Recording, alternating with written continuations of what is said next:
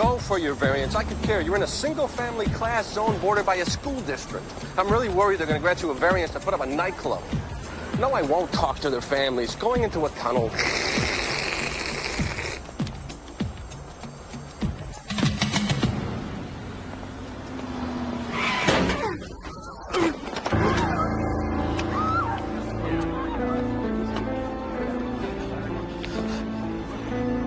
Oh, my God. Oh, my God. You've got to calm down, Alan. I can't even understand you. Don't tell me to calm down. I hit him head on. He could be dead. He's lying in the street. Have you called the police? Yes, I called the police. What if I killed him? He's lying in the street. You have just got to calm down, Alan. Stop telling me to calm down. Look, calm down. Now, is there somebody with the guy you hit? Yeah, there's a crowd around him. He just darted out in front of me and... Oh, he seems to be moving now. All right, all right. Eleanor, I've been drinking, but I'm not drunk. God, I've got an open bottle of bourbon in my car. Should I throw it out? Alan, I can't advise you to do that. So what do I do? If he dies, I'll go to prison. I'm not drunk, I swear. All right, how much have you had? I don't know, maybe a third of a bottle. Maybe I should just drive off. No, you cannot drive off. They will get you for leaving the scene. So tell me what to do. You have a bottle of bourbon right there? Yes, it's right here. I've got to get rid of it. All right, start drinking it. What? To calm your nerves, start drinking it and drink it out in the open. I will be right there. Eleanor, what? Drink the bourbon, Alan, now. I can get up. No, I wouldn't.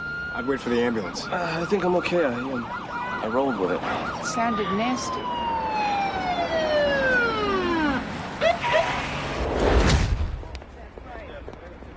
I didn't kill her. He did. Tell us in your own words what happened that night. After talking a while at the library, we all went back to the dorm. You, your roommate, and Brittany Foster. Yes. So what did the three of you do then? We just hung out a little, thought about seeing a film, then that's when things... Kevin and Brittany started kissing a little, and then they went into his room. What did you do, Joel? I felt a little uncomfortable. I mean, she was 15 or so. Tell us what happened next. I could hear her. It was like there were some muted screams. I had a bad feeling, so I went in there. And what did you see? I saw him pushing her to the floor, trying to get her clothes off. He screamed at me to get out. And what did you do? I left. Joel, why didn't you stop him? I don't know. I guess I was a little scared. Why not call the police? He was my roommate. I think I wanted to believe that nothing was really going to happen, but...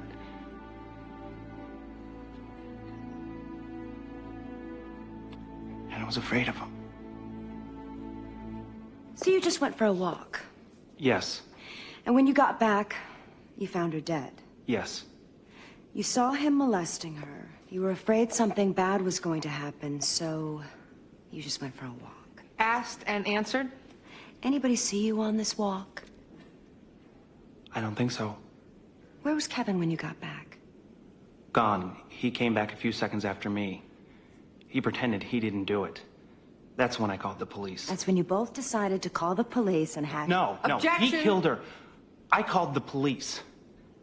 How long did you wait for Kevin to get home before you called the police? I don't know, not long.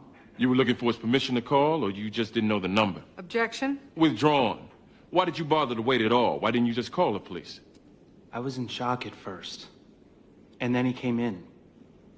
You strangled her and decided to frame Kevin. Isn't that what Objection. happened, Joel? I didn't do You it. decided to take his story, Abstain. make it your own, Objection. pin him on the murder, and you committed. Objection! No. Sustained. The jury will disregard all of that.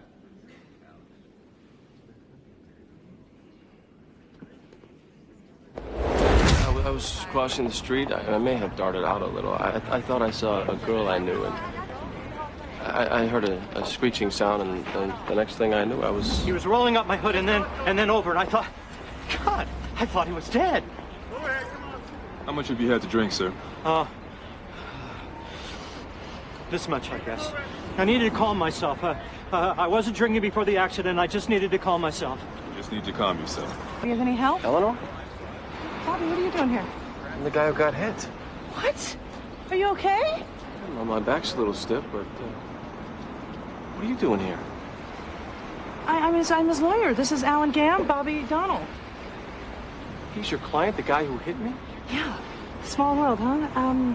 Are you sure that you're okay? Is he drunk? No, he drank after the accident. He's just calming his nerves. That's exactly what he told me. Almost the same words.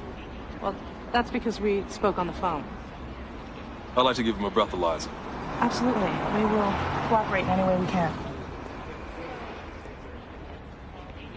Bobby? Yeah, okay. He's fine. He's okay. The guy Eleanor's client hit was Bobby? Yeah, he rolled right over the car. And he's okay? Well, he says he is. I mean, he's not even going to the hospital, so he must be okay. I mean, he's pretty lucky. You expecting something? What? In the mail. What? I check the mail. This is what I do. You're rifling through it. Like I'm not rifling through it. Why are you being so snoopy? Snoopy? Yes, Snoopy. I can't even sort the mail without you. You're searching for something. You're I mean, looking do I for spend one my word day? in particular. It's just mail. Why don't you go redecorate a room or something? Hey. What's going on? Nothing. Why is everybody being so nosy? I mean, Bobby gets hit by a damn car. Everybody's interested in how I sort mail. You know, that's just really great. You really got your priorities straight, don't you, Jimmy? Was I out of line?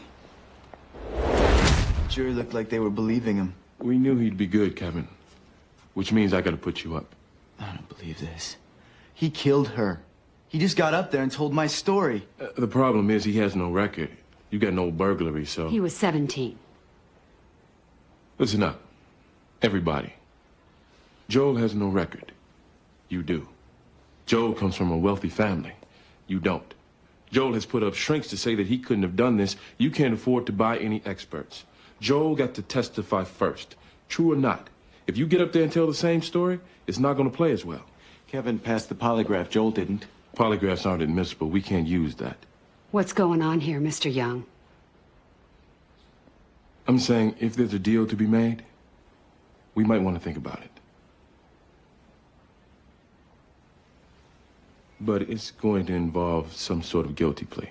No. I'm not pleading guilty to anything. He killed her. He did it. I'm fine. I am. You should at least get checked out. You want me to do it? Kevin, come see the new conference room. It's officially finished. I will. Right now I got some stuff to do. Bobby, we've been under construction over 2 months. You haven't so much as poked your head in. You barely go near the library, for that matter. I trust you. It isn't that. Aren't you curious? I've seen it. Come see it now. I will, Lindsay. Right now, I have some things to do.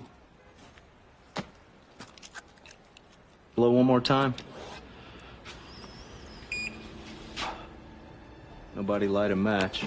Excuse me? 1, 2. He's flammable. You gotta get me out of here. Don't worry about it, Alan. Excuse me, 1 minute. It was your idea that I drink more. Alan, you have to trust me. Don't worry about it. Let's go. Eleanor? I'm going to work it out, Alan. I'm going to work it out.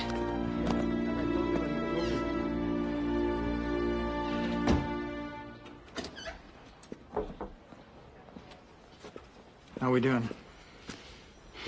I don't know. They're both accusing each other. We may not get either. Helen, this is a front-page homicide. I know. 15-year-old girl. You don't have to tell me. I look at her picture every day, but I can't prove that they did it together, and without that... Are you telling me, Helen, these kids cannot walk? I know. Do what you have to do to at least get one of them.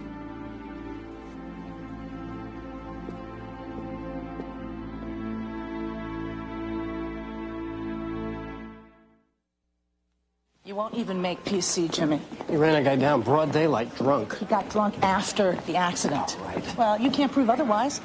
Come on, there's no injury. Why are we even wasting our time here? .12. Well, I will give you drive reckless. You can take his driver's license for 90 days, and you can fine him $1,000 if you want. Jimmy, It was Bobby Donnell that he hit. Do you think I'd want him to walk? Yes, you would, because you're his lawyer. You could have run down your own mother. Jimmy, please. I need this one. Dry reckless and his license, 90 days. Thank you. Thank God. Looks great. Great job, Lindsay. Whoa, wait, you barely looked. I looked. It looks... Wait, I worked hard on this. And you did a beautiful job. Don't shine me on. It's a conference room, Lindsay. What do you want from me? I mean, you did a beautiful job. You want me to call Architectural Digest?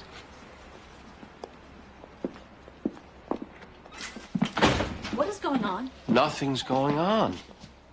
You obviously have some problem with this expansion. If I do, it's my problem, not yours. What am I missing here? Look, my father works in the big fancy law firm. I'm just not thrilled about becoming that. We are not becoming a big fancy law firm, and I thought you loved your father. I do. I just... Just what? I don't know. You do know. I just promised myself I wouldn't end up at some blue chip law firm and become the fat cat lawyer. It's just a conference room. I know. I don't get you, Bobby. On the one hand, you seem to be saying you love your dad, and yet you also seem to be saying that you don't want to turn out like him. I'm not saying that, Lindsay. You did a great job on the expansion, okay? We don't need to keep talking about it. Fine.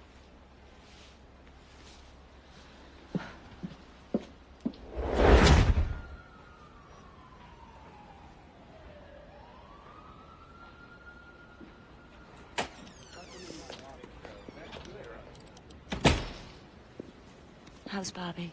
He'll live. The other kid did it, Helen. You know it. I don't know it. He passed the polygraph. The other kid... Inadmissible. In court, maybe, but... Eugene. You're trying a kid for murder. A kid you know didn't commit murder. Stop telling me what I know. This isn't right. And don't give me the morality speech either. At best, your boy saw a 15-year-old girl getting mauled and went for a walk. At worst, he killed her. Either case, I have no problem putting him away. This could backfire. You could lose them both.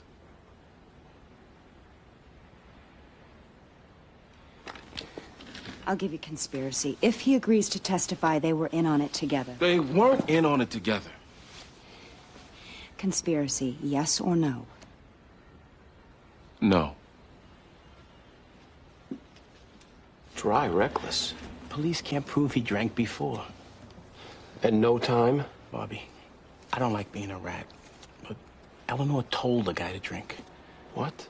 He called her after he hit you, told Eleanor he was drinking. She told him to drink there in the open so they could argue he got drunk after. Eleanor told him to drink? She didn't know you were the victim at the time. What's wrong? I'm pleased to inform you. What? She passed the bar. What? How could you even take the bar? I've been going to night school Law school at night. for the last 5 years. What? Why didn't you tell us? Because I don't know, I guess I was afraid if I failed. I just didn't want to tell anybody. Passed first try. 5 years? You've been going to school? Rebecca, you're a lawyer. Come here, you.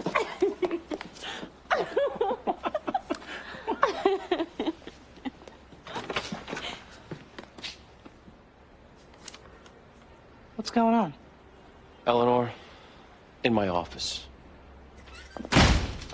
Did you tell your client to drink after the accident? Bobby. Yes or no, Eleanor? Yes. That's the equivalent of tampering with evidence. Look, hold on. Then you could get disbarred. Bobby. It's no different than telling a shooter where to hide the gun. I panicked. Everything happened so fast. I know. It was stupid. Not stupid, Eleanor. Criminal. Look, you want to risk your career? That's one thing. But doing it in front of Jimmy and Lindsay, you expose them as well. They have a legal duty to report you. And so do I. I wasn't thinking. hope that's true.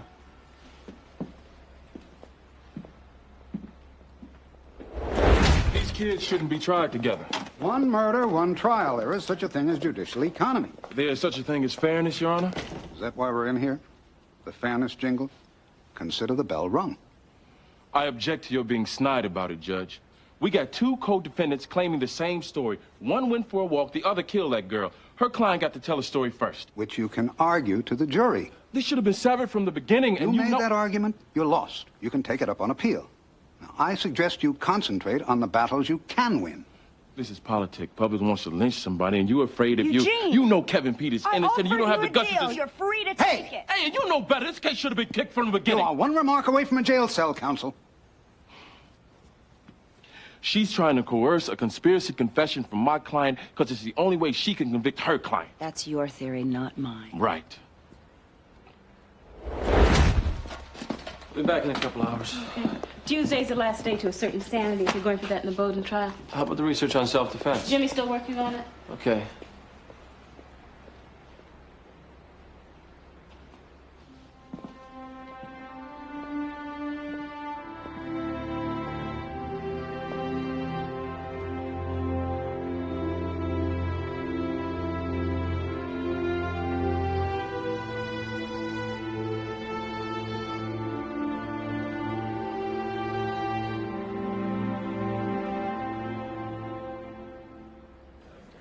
She's having a tough time. Does she need to be in the room every day? I won't kid you, Mr. Foster. We have a tough case. Emotion is going to count. The defendant's parents have been in that room every day. I think the victim's parents should be there, too. We talked about this. I know.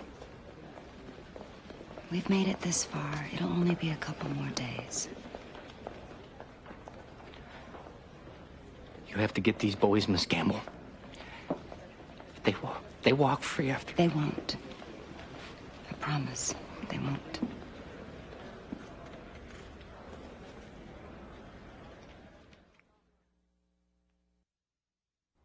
Before you get up there, you got to be clear about something. The jury doesn't like you, Kevin, and you're not going to change that. 15-year-old girl leaving her there, knowing she's in trouble. The goal isn't to get them to like you. So don't start defending yourself like you're some good, misunderstood kid, okay? Yeah, okay. Now, this is important. Once you get up there and say it's all him, it's done. You can't later say that the both of you were in on it. Well, I wasn't in on it. I understand. But on conspiracy, you get 20. Good behavior, you'd be out in 10. Murder 1, life. Once you testify, there's no going back. Are you advising me to lie? No. I can't do that. Well, then why are we talking about it? I can't believe you're suggesting an innocent person pleaded Your guilty. son isn't innocent, Mr. Pete. Now, he may not have killed her, but him walking away...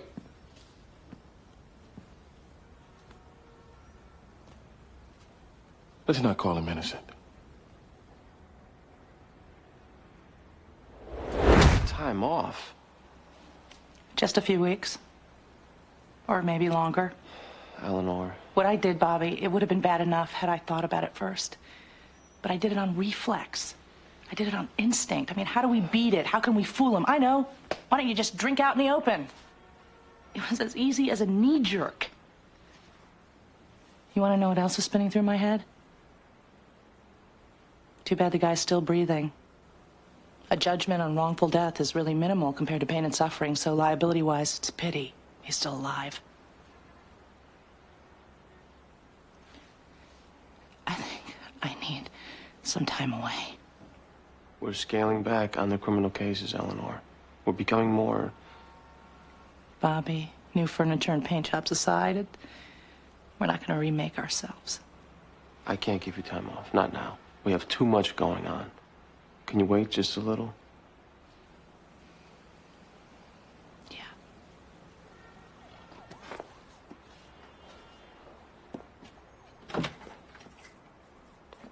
You want to know what the worst part is? If you hadn't been the guy who got hit, I might be feeling really proud of myself just about now.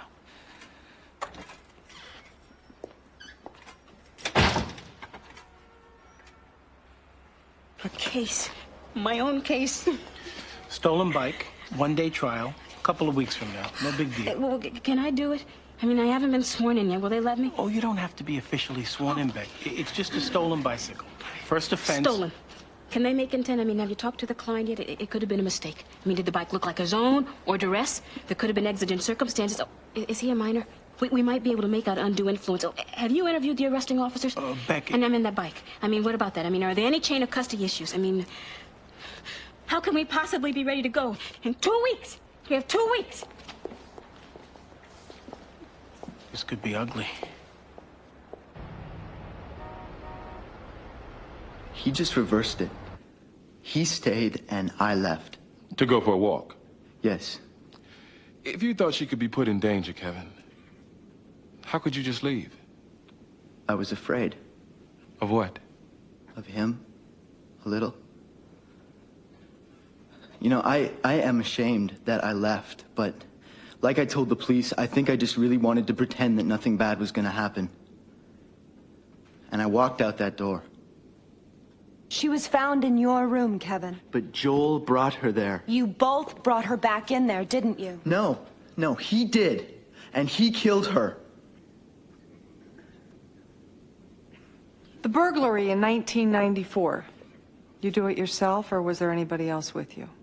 Myself. You committed the crime on your own initiative. Objection. Overruled. Did anybody see you on this walk you took? No. I'm sorry. It's just a little too convenient. Like the perfect crime. They both blame each other. Jury doesn't know who's telling the truth. Perfect. Except, Helen, you do know who's telling the truth. That polygraph. They're not foolproof. They're close enough. Do you think they both did it?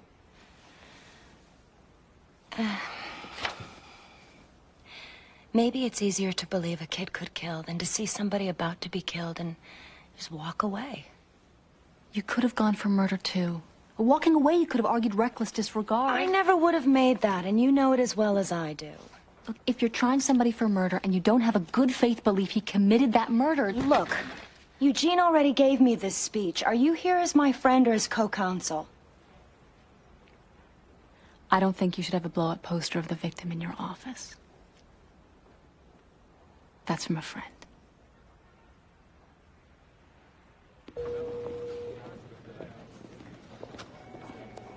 Hey, Mary.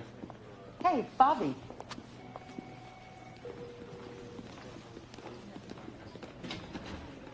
Bobby. Hey, Mr. Kilburn. I haven't seen you in a while. Been busy. I know, I keep track. Is my dad around? I think he's in the little boy's room. Good to see you. You're looking well. Thanks. Dad? You in here? Bobby, is that you? You doing slacking off in there? Yeah, you know it. Well. So what do I owe this? I was in the building. Oh. How you doing? The same. You canceling Sunday? No, I'm not canceling Sunday. Do I ever miss? Well, you stopping by like this, you must... You met somebody. As if I'd tell you. As if you'd admit it to yourself. No, I was in the building and, hey, listen, we just finished our expansion at the office and I was wondering if, you'd like to come see it. I'd love to. It's done? Finished. Today's tough. But tomorrow... Excuse me. Yeah, great.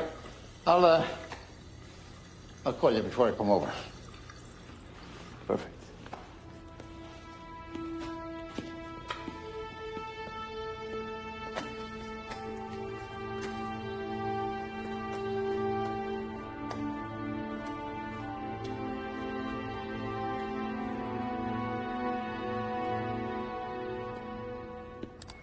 Bingo, bingo, bingo. What? I just pulled an old Coutts transcript from the arresting officer. The bicycle case? He was asked to leave Tufts when he was suspected of plagiarism, some term paper. I can use this to impeach. Rebecca. Lindsay. If he'd steal a term paper, maybe he'd fudge an incident report. Well, they caught the kid sitting on the bike. Yes, so says the plagiarist. And the other cop. Well, who's he going to believe, some kid or his own partner? All I have to do is show reasonable doubt. Oh, God. What, oh, God? Nothing. You know, you haven't even said congratulations to me. Do you have a problem with me being a lawyer, Eleanor? No. Thanks for all your support.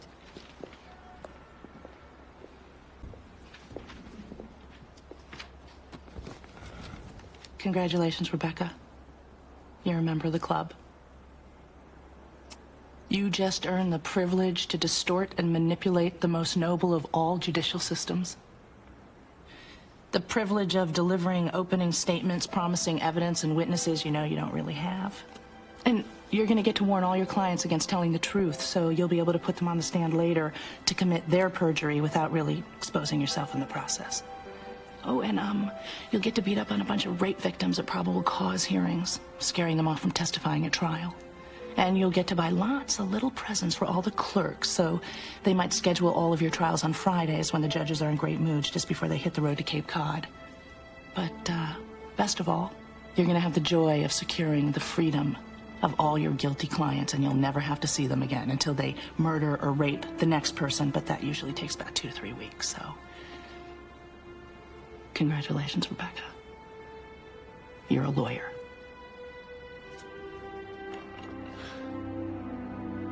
You don't really believe that? I don't know what I believe anymore.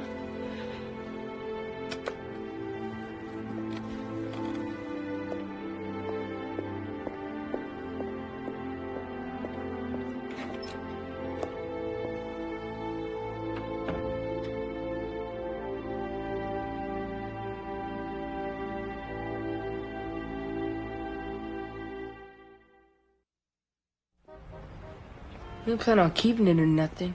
We're just gonna ride it around for a while. You had no idea who the bike belonged to? No? Didn't plan on keeping it, just want to ride it around? You stole it. You're not my mother. Be glad of that. You think you're gonna walk into court and talk that soft little victim voice thing and then get set free?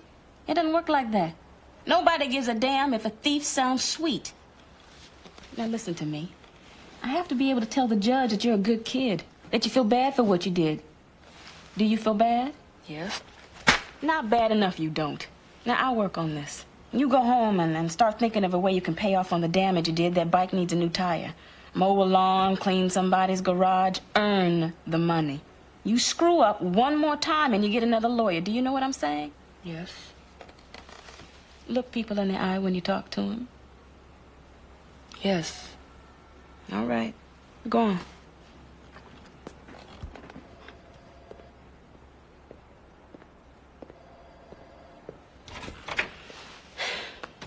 How was I? Well, different lawyers have different styles. Beyond reasonable doubt, they don't come close. One of these boys did it. On that much we can probably agree. But which one? Not Joel Carlington. It was Kevin's room, wasn't it? Joel was taking a walk like he told you. I don't know whether that sounded good to you, but it certainly did to Kevin Pete, because he made it his story.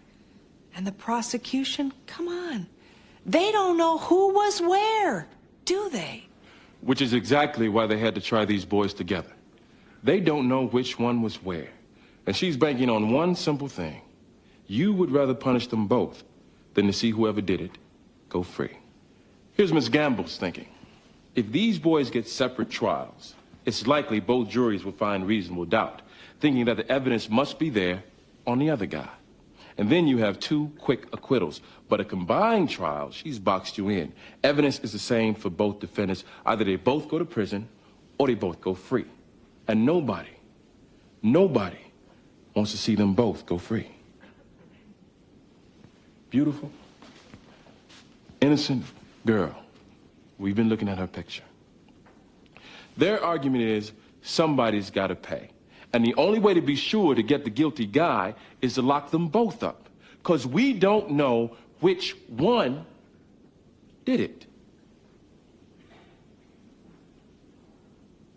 Somebody's got to pay. Evidence shows they both brought her back to that room. They both claim they went on a walk. And well, gee, that sets up reasonable doubt, doesn't it? You say I did it, I'll say you did it. The jury will never know who. We've got reasonable doubt. Two kids telling the exact same story, the exact same denial. That's what you call good planning.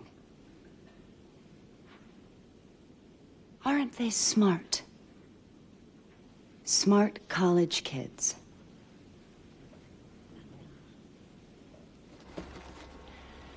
So she's gonna work here as a lawyer now. I guess. She'll still do office work while she builds a practice, but eventually we'll have to hire a new secretary.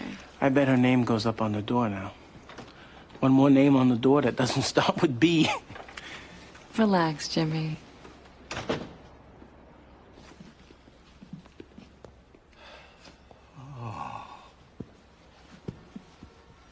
You built this from the ground. Well, I had lots of help, Dad. I'm proud of you. I wish some of the lawyers at Sullivan could see this. Dad. Are you proud of me? You have to ask me that? Well, we never talked too much about my cases and some of the people I represent. I don't know. I guess I've never been sure that you... Son, there isn't a day that I don't say to myself, look at him. You know, it's funny. I've always wondered if you were proud of me. What? I mop floors. And it's the first time in, what, 7 or 8 years that you invited me over here. This is the first time I've been excited for you to see it. You don't think I'm proud of you, son? You don't think I'm proud of you?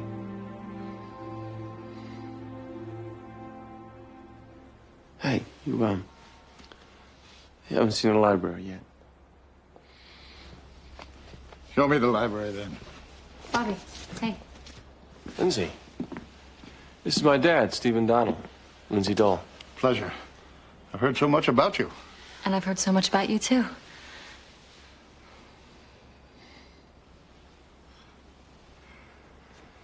Come on, we'll have all day. Yeah, like I do, huh?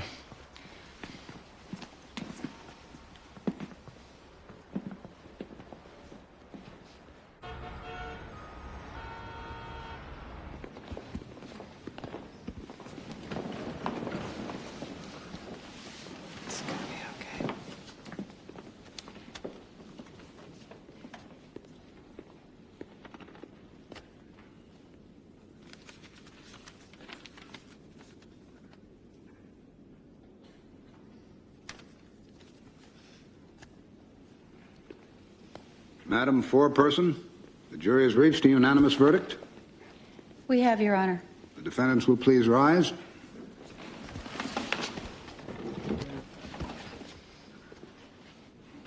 What say you? Commonwealth versus Joel Carlington on the charge of murder in the first degree. We find the defendant not guilty. On the charge of murder in the second degree, we find the defendant not guilty. Commonwealth versus Kevin Pete on the charge of murder in the first degree. We find the defendant, Kevin Pete, guilty as charged. So say you all? We do. No, oh my God. Members of the jury, this completes your service. The bailiff will take Mr. Pete into custody. We're adjourned. Listen to me.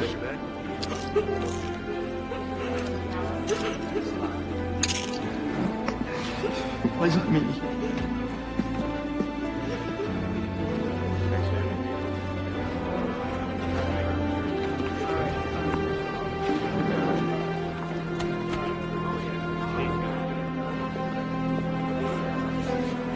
What now, Ellen?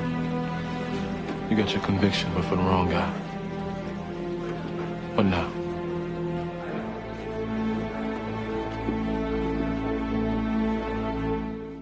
Do you believe it? What you said to Rebecca? I don't know, Bobby. I think I've always known that we have to step over lines. I'm not even sure those lines are anymore. There's nobody I know more moral than you. I don't feel that way. Not for a long time. Well, that's my failure.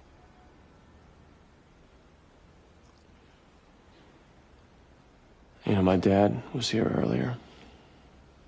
We stood in the conference room wondering whether or not, when I got hit by that car, lying on the road, that life-flashing stuff, it happens. You know what my flash was? A waste. I had no kids, no family, except my dad, who I can't remember the last time I told him I loved him. And all of you who I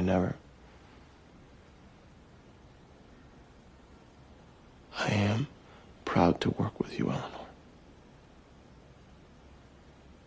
I'm sorry you don't know that. It's not too late, you know, to tell your father that you're proud of him. I did. Today.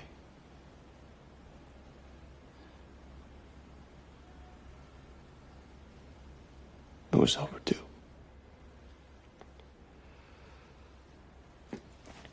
Would you excuse me for a second?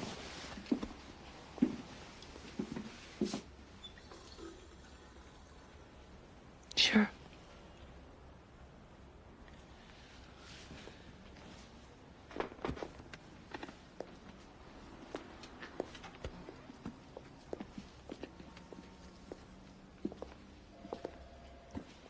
Bobby?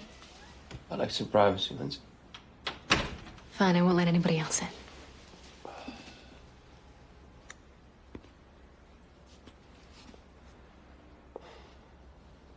Things make a little more sense to me now. As a little kid, I'd run around those offices, wanting to be them, wanting to dress like them, go to court, argue cases, be important. And at the same time, I hated them. Why? The way they treated him. I should say the way they didn't treat him. He was just a janitor. He was never really in the room when he was in the room. Like you say, Bobby, we will never be them.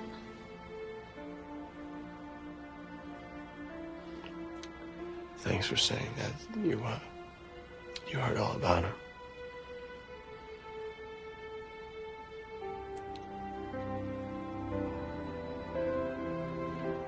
I feel so ashamed that you have.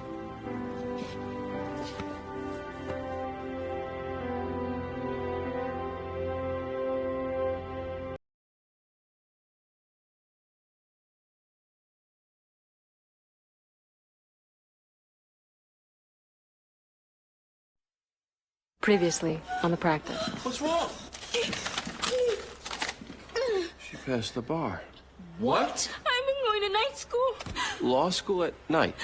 for the last 5 years. A case? My own case? Stolen bike. 1-day trial, couple of weeks from now. No big deal. You had no idea who the bike belonged to. No? You stole it. Ms. Dole. Professor? Bobby Donald is a good practitioner. You studied to be a lawyer. I don't mean to speak out of turn. It's just, I should hate to see you waste your gift. On what basis do you sue my firm? Or me? On the basis of a hunch. I'll be in court personally to respond to your motion. Then this doesn't have to be goodbye.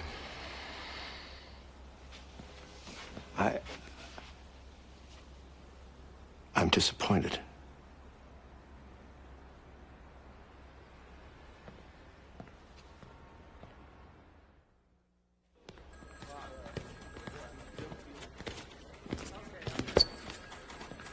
Ellen. Oh, don't give me help. I was about to go running, okay? My day was over until you called. Why do you need me to monitor a lineup? Because I do, and you'll know why in a second. All right, base forward. Homicide? Yep. Boyfriend bludgeoned the babysitter. We already did one lineup, but we want to run it again. Why? Because this is the witness. Okay, Danny, we just need to do this one more time. We need you to point to the man who hit Cindy. Okay, buddy? Okay. We'll just do this real quick, sweetheart. See, we have to get the mother to direct him a little. And legally, I want to be covered. Go ahead. Number one, step forward. Is that the man who hit Cindy, sweetheart? Step back. Number two. Is that the man? No. Step back. Number three.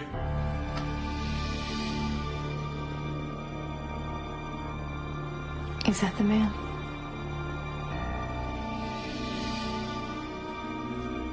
Is that the man? Yes. Are you sure? Yes.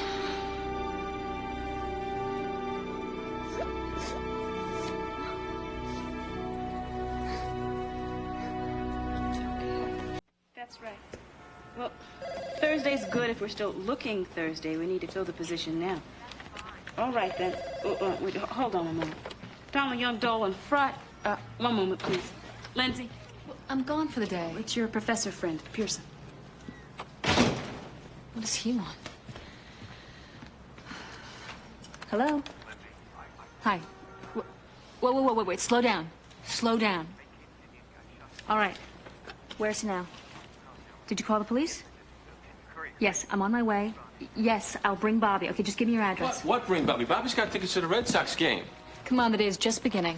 What happened? Anderson Pearson, my stuffed shirt professor? Yeah? He just shot somebody, dead. What? Come on. He specifically asked for you. Why do I always have to be the one that... Yes. In every tragedy, there's a silver lining. Right here. And you believe he's right? Unfortunately, I do. He also described the guy's clothing. Jacket, hat. Was he wearing any of that clothing in the lineup? Give me some credit. Look, he's 4 years old. He's not going to be a witness in the trial, for God's sake. He's 4.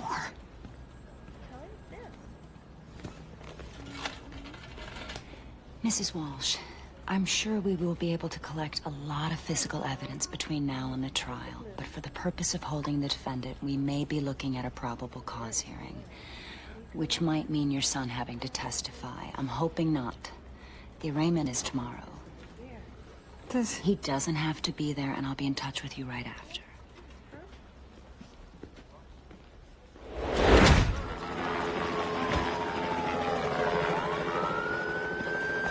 Anderson Pearson's attorneys. Go ahead.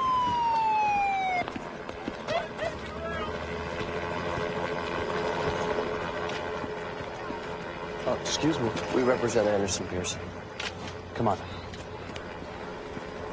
Try not to touch anything.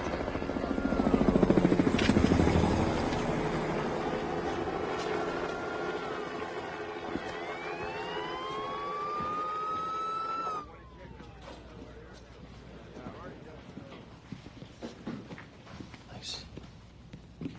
Let's go. Thank you for coming. What happened? Well, he This man has been terrorizing us for a month. We know he's vandalized our property, even though we can't prove it. Why was he terrorizing you? Well, I cut him off on an exit ramp. Excuse me? Yes. He followed him home. He's a crazy man. We finally had to get a restraining order, for God's sake. All right. What happened tonight?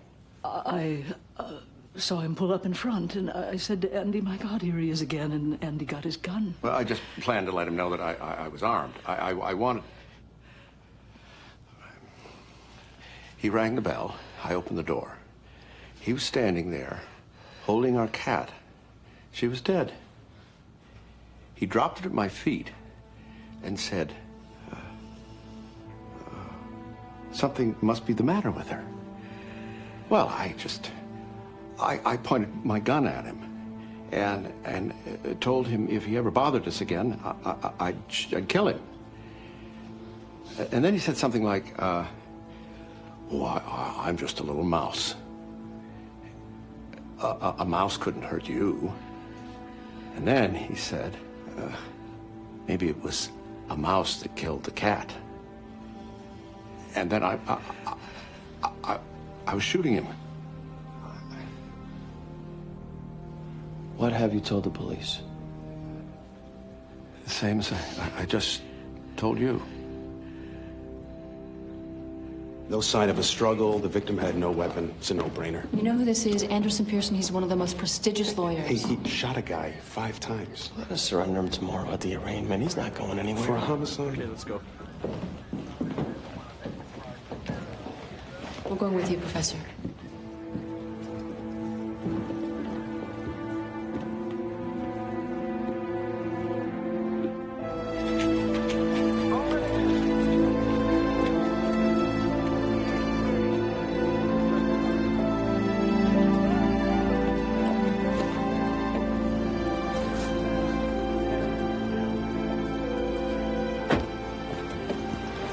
Don't say anything.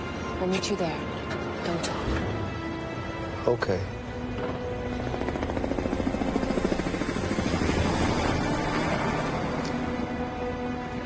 He's in some trouble, Lindsay.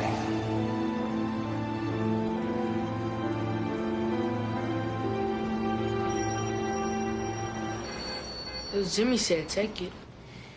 Then he just clips the lock and he got on. You got on it later. I know, but later. And by then it was Jimmy's bike. I didn't steal the bike. Just took a little ride on Jimmy's stolen bike. Hey. Don't you be swatting him. You need to be swatting him. I will file criminal charges. Maybe that's why he's out stealing bikes. Hey, he needs somebody to anybody is discipline gonna him. kick his bottom, it'll be me. He is telling you the truth. Rebecca, can I be of help? Yes, you can. Your associate here keeps hitting my son's head. The trial starts tomorrow. I have to know what I'm dealing with. He told you the truth. I need to speak with Miss Washington 1 second. Can it wait? No.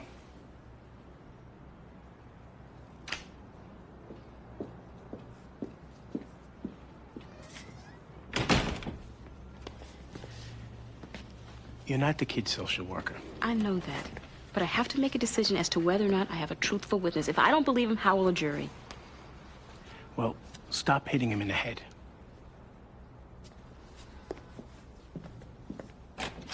Why is she talking about a jury? She's not going to try this, is she? I don't know. Oh, God, here? I can't work here. My parents would kill me. Can I help you? So this was an upscale law firm. Yeah, do you work here? Yes, I do. And you would be... Oh, hi, sorry. Lucy Hatcher. Hi, Lucy. It's probably okay to wear jeans here, huh? Oh, you're here about the secretarial job. Legal assistant. I do phones, too. Don't worry. She said I'd take care of 5 lawyers. You guys 2 of them? Yep, that's us. We're 2 of them. Can I make a suggestion?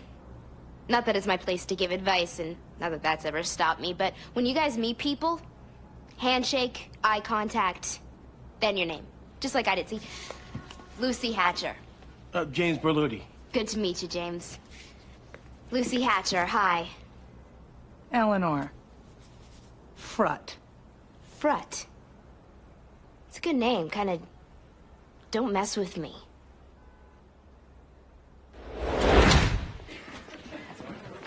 Helen, Oh, hey, Kent.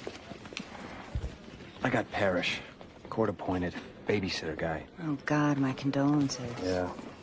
Look, I went over the report. I'm gonna be asking for a probable cause. The kid He's is 4. four. I know, I don't want to, but how can I not? Kent, what? What am I gonna do?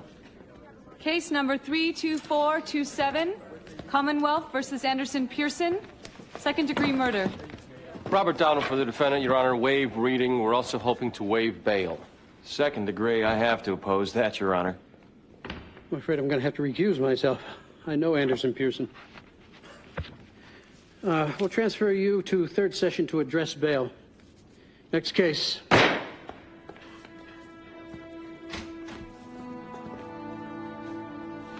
You okay? No.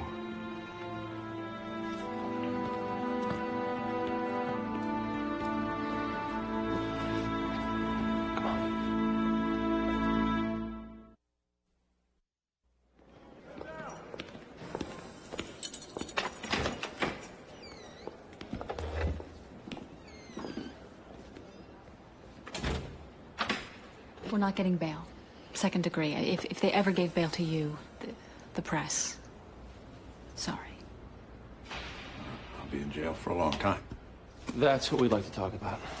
The evidence here is basically all in. Any forensics will just confirm what we're already stipulating to. There's nothing to stop us from going to trial almost immediately. Can we get an immediate trial? Well, knowing the judge does count for something. We could go within a month if we want. The DA has agreed. Unless we plead insanity, which would mean lots of tests, expert witnesses. Insanity? It is an option. You saw your dead cat and you just temporarily lost it. And with temporary insanity, if we win, you walk, no hospital, free man. Is that what you're recommending? No. The problem is you're getting the gun before he came to the door, plus your threat that you would kill him. It doesn't preclude insanity, but it makes for a very tough sell. Next time you shoot somebody, you should wave your arms around all crazy first. Bad joke. What are you recommending? I'd like to go self-defense. Self-defense? The man was unarmed. And talking to your wife, you two felt like this man might end up hurting you one day. Isn't that the reason you bought the gun? I'm not a criminal lawyer, but I seem to remember that the danger has to be immediate to justify self-defense. Technically, yes. But if we can argue it, I think we can get the jury to buy it. The rap sheet on the victim was long. He was a bad guy.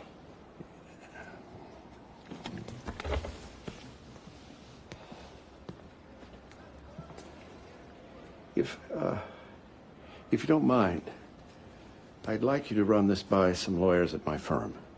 Now, I don't mean to backstop you. Yes, you do. But I understand.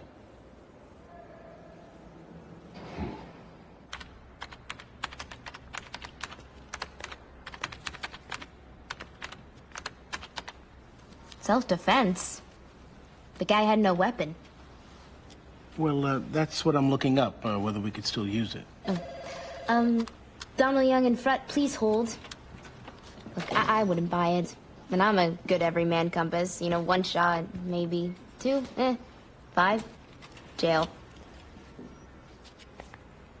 May I help you? I'm not sure. You're a lawyer here. Lucy Hatcher. Saw a picture of Donald. You're not him, so you must be Eugene Young. I'm Rebecca Washington's replacement. Why does everyone here give me the fish? Big, strong guy like you. How can you not have a strong handshake? Oh, excuse. Donald Young in front, please hold. Lucy, how many calls do you have on hold right now? Right. Hello, how may I help you? It's not that I'm unsympathetic. He's already traumatized from witnessing the murder. If we bring him into court, throw him into a witness chair. Problem is, he's all you have. Get me something else to show cause. Otherwise... It's not unheard of to take judicial notice of a lineup ID. Come on, Helen. And it's not unheard of for a defense attorney to waive probable cause. In this case, it would be malpractice for me to waive it. Kent. Hey, take me off the case. I'd love it. Find another PD you'll say yes if you can. You think I'm having fun here? He's 4 years old. And every defendant has a right to confront his own accuser. Without that 4-year-old, a killer walks. Which result do you hate more? He searched his house, nothing. So the clothes and the weapons he must have gotten rid of. Gotta find something. Detective! Oh, Helen, this is Mr. and Mrs. Harrelson. It was their daughter who was... Oh, I'm so sorry. Are you gonna put him away? I'm gonna try. Is there anything you can tell me? Cindy would say that he'd threaten her sometimes, but I don't think physically. They'd just broken up. Just please get him, would you? We will. Excuse me, Miss Fields?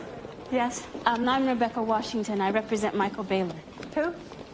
Baylor, his trial starts tomorrow. Tomorrow? I think you have the wrong DA. Oh, no, you're on the file. Bicycle theft, juvie. Oh, yeah. God, you almost gave me a heart attack. He's not a bad kid.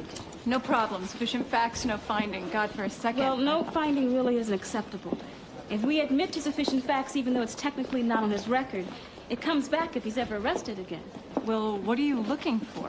Well, not guilty. We're gonna roll with the trial. You're not serious.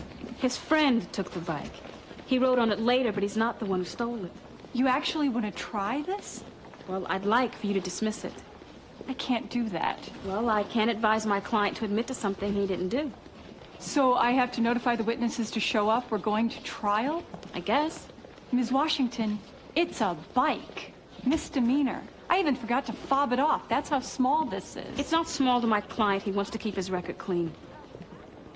You do realize if you push for a jury trial and lose, your client could get time. He didn't steal the bike. You should have seen them. 8 lawyers, not a single expression among them, staring back at us like zombies. Oh, I have to say, Lindsay, self-defense? It wasn't like they were questioning us so much as they were... High-rise, brain-dead, pinstripe drones. Exactly. Wow. I told you. This is... Why is she moving out? She got transferred. London. She's willing to sublet at the same price. Oh, can we afford this? Remember, I'm a civil servant. I don't have all that drug money lying around. Funny. $2,200 a month. Think of all the men we can pick up with this. And that's all I pick up. I'm a slob, remember. We'll hire somebody. You and me as roommates. What happens if we both come home with Bobby on the same night? Funny again. This is beautiful. Let's do it. Am I crazy? Crazy, no. But will the judge even let you argue self-defense? I got a conference tomorrow, I'll know then. Anderson Pearson? Can you believe it? Well, we certainly work late around here. Yes, we do. Oh, hey, I'm not complaining. I like it. I never go out before 10, and I'm lousy and idle. Take it you've met Lucy. Yeah. Good handshake. You know, I used to work in a salon. I could help fix your hair. You would be so... Thank you. I'm not a magician. But you can make yourself disappear. Oh, good one. Whose decision was it to hire her? Bobby, we got a little problem. What? Rebecca, she wants to try the Baylor case. What's the Baylor case? Juvie bike theft. Witnesses saw him and another kid take it. The DA's offering to continue it with no finding, and Rebecca wants to try it. Why? She says the other kid stole it, and he was innocent. Where is she? Hey, Hey. you all set? Ah, looks like it. Yeah, I'm ready. Listen, if the DA is willing to continue with no finding, you can't say no. But he didn't steal this bike. Rebecca. The problem is I don't believe he won't steal another. And if he does steal another, the DA's offer becomes worthless. Because when you admit to sufficient facts, the judge can enter a guilty finding retroactive if he's caught committing another crime. All true. But you're not dealing with the next crime. You're not his mother, Rebecca. You're his lawyer for this case. And on this case, turning down the offer is unthinkable. I think about the kid, not just the case at hand. All right, then think about the kid. You say he'll probably steal another bike. You get him a not guilty here, he'll probably steal it sooner than later. You take the no fining deal, and this case stays hanging over his head. That's a bigger incentive for him to behave. Take the offer, Rebecca. Is that the way this goes, Bobby? You order me which way to go? It's strong advice. And I'll consider it. Jimmy's going with you. Bobby, it's my case. Your first case. Jimmy's going with you, and that is an order.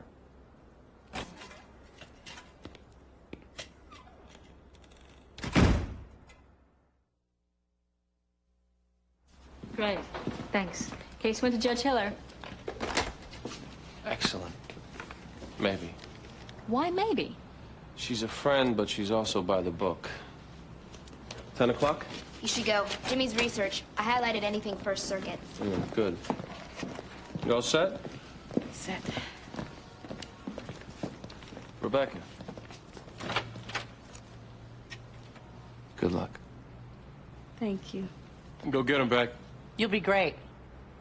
No biting. Good luck. Thank you. Jimmy.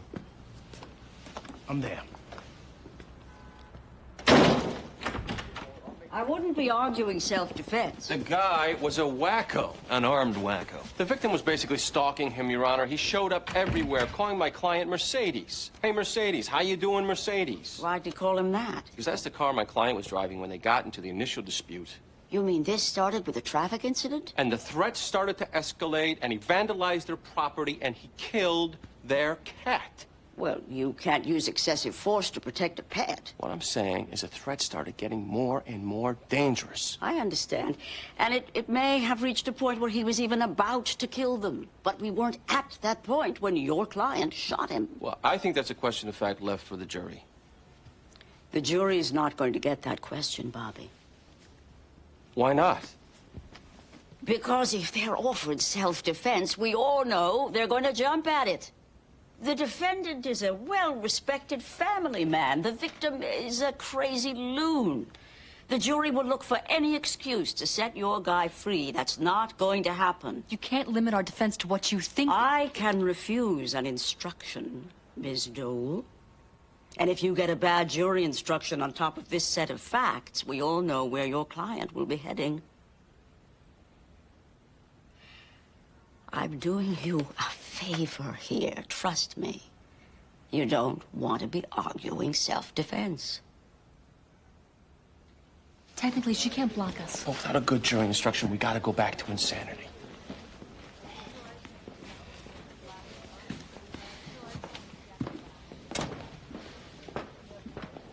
You better go tell him.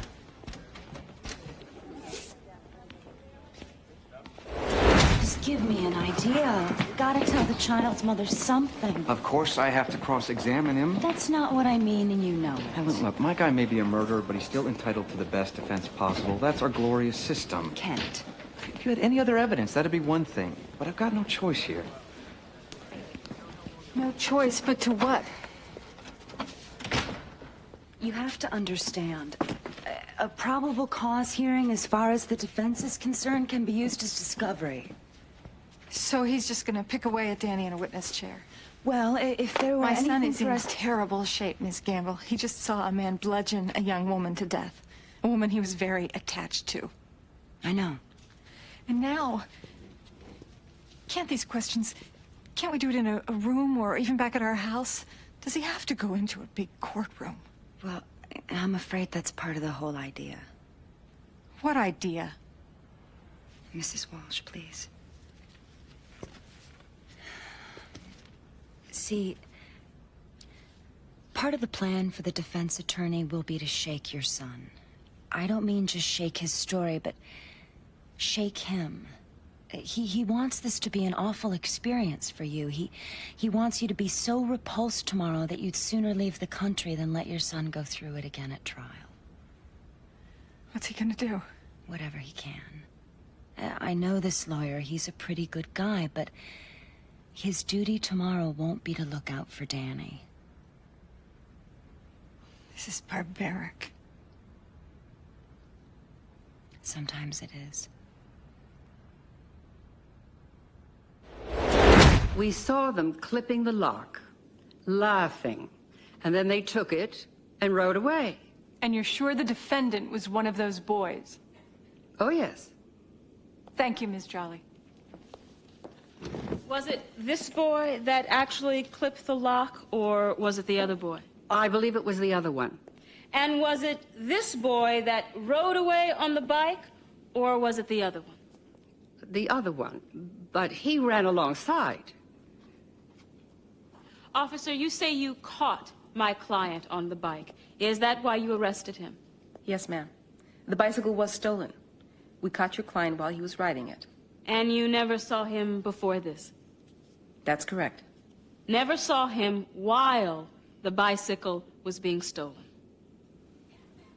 That's correct. I think it went okay. Oh, it did. So good, you should rest. Well, what, and not put Michael up there? I don't think they made the elements, and Michael could blow it. Yeah, but if he doesn't tell his side... Beck, when you first interviewed the kid, you didn't believe him.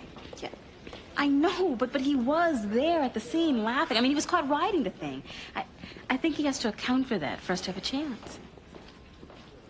You could go either way. It's a close call. I'm gonna put him up there.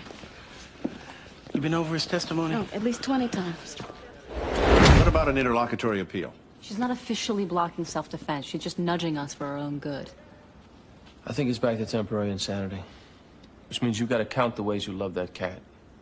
I'm sorry, but we are in a hole here.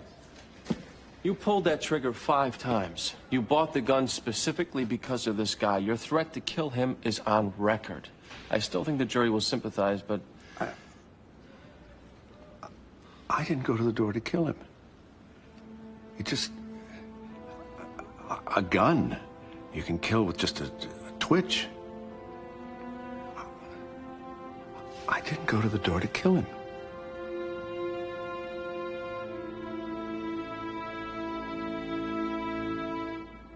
I'm not saying I tried to stop him. I didn't.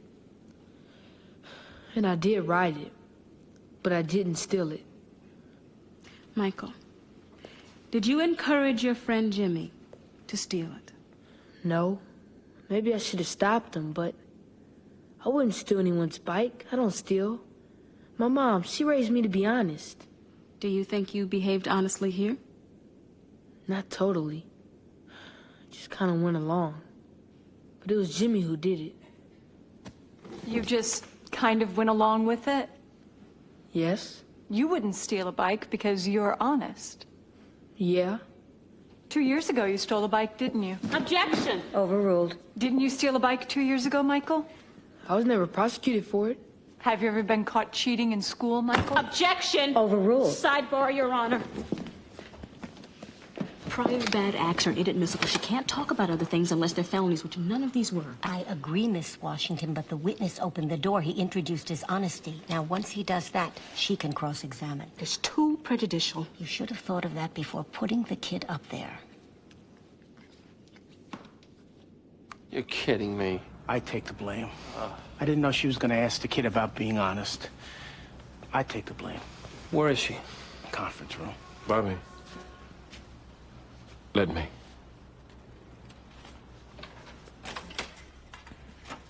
We've all done it, and you'll do it again. Oh, this was a stupid one, Eugene. I probably shouldn't have put him up there to begin with. Well, that's over. The main thing in the trial, Becky, you can't think about what you did. You got to keep your eye on where you are. Now, Jimmy thinks you still got a shot. Is that your closer? Yeah.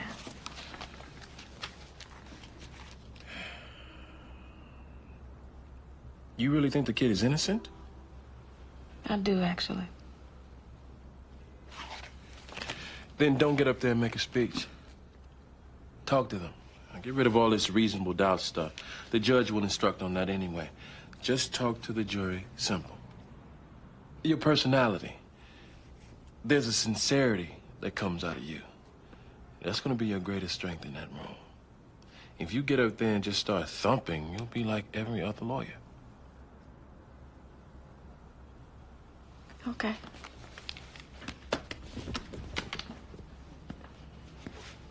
Thanks.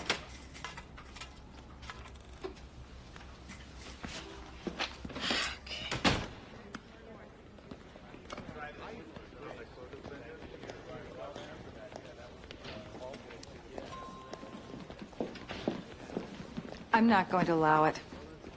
I'm afraid you have no choice. I'm his mother. And I'm going to protect him if no one else will. Mrs. Walsh. Here are 2 subpoenas. One's for you, one's for your son. I know this is hard, but I cannot let a murder defendant go free, which is what would happen. If you fail to show, I will move for a contempt order. I will get it. And you will be put in jail. What's inside of you? On cases like this, what's inside of me is irrelevant. It's also the last place I'd let myself go.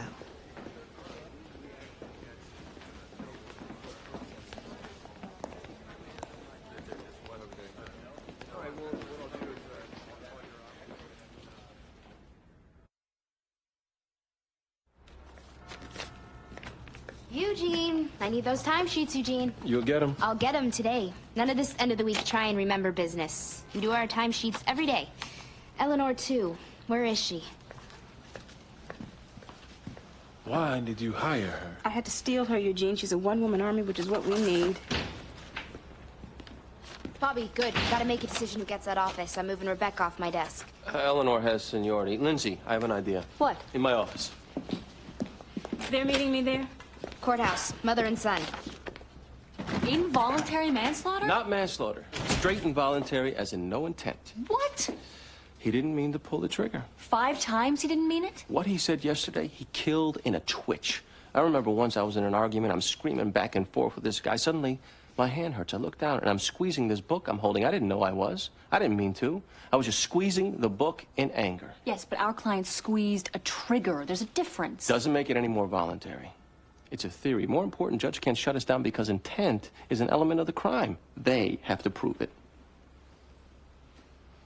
Seems a stretch, Bobby. All we have to do is give the jury something to believe. Let's go see Pearson. Any fingerprints? No. Hairs, fibers? No, sir. Any physical evidence at all linking this crime to my client? No. So as I understand it then, Detective, the entire case against James Parrish is his volatile relationship with the victim and the eyewitness testimony of a 4-year-old child. That's correct. That's all I have. Ms. Gamble? Witness may step down. Next. Ms. Gamble. Call your next witness, Miss Gamble.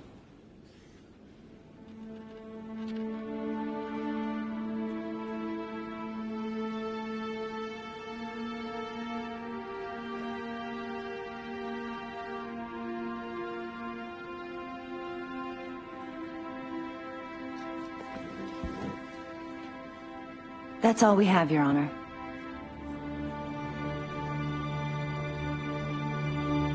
That's all you plan to put on for this hearing? Yes, Your Honor. No physical or testimonial evidence? What do you expect me to do?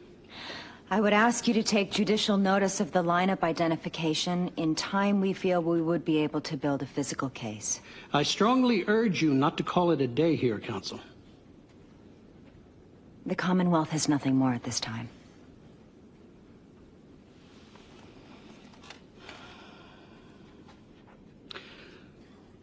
I find probable cause to be wanting. You can refile in the future if you get more, but for now, this case is dismissed. The defendant is free to go. No. No.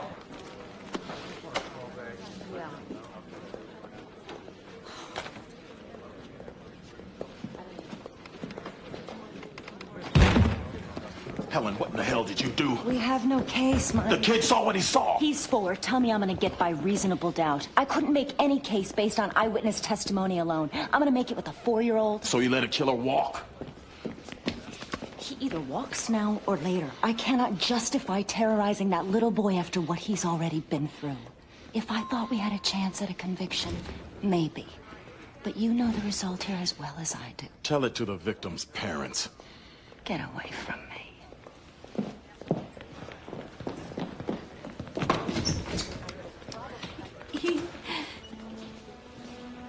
He killed my baby.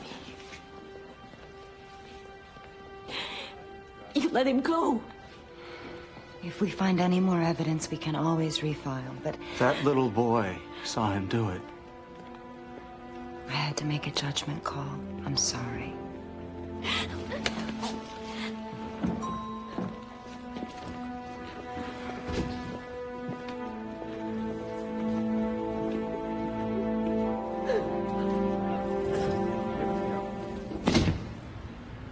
This has to seem silly. All of us to be spending this much time. The bike costs less than $100. You people are missing work. We got the lawyers, the judge. Why are we here?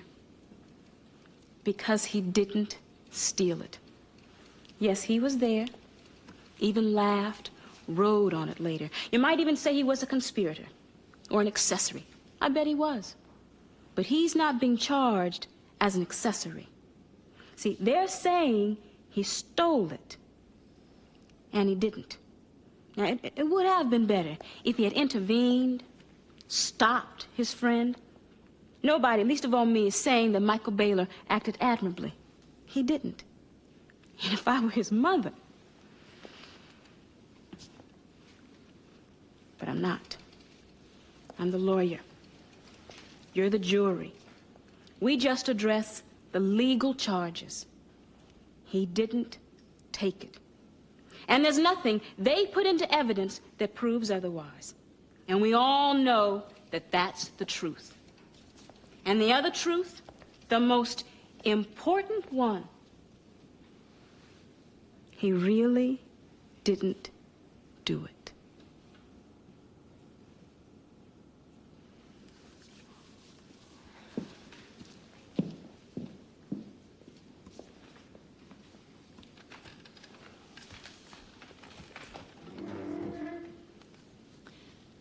Circumstantial evidence is just that, circumstantial.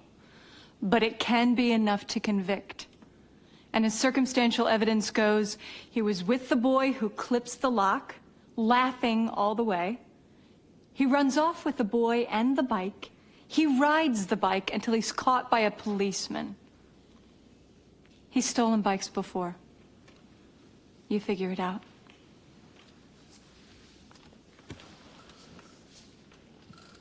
We've never really gone into too much detail about the moment you squeezed the trigger. I thought we had We talked. just want you to listen, Professor. Listen until we ask you to speak.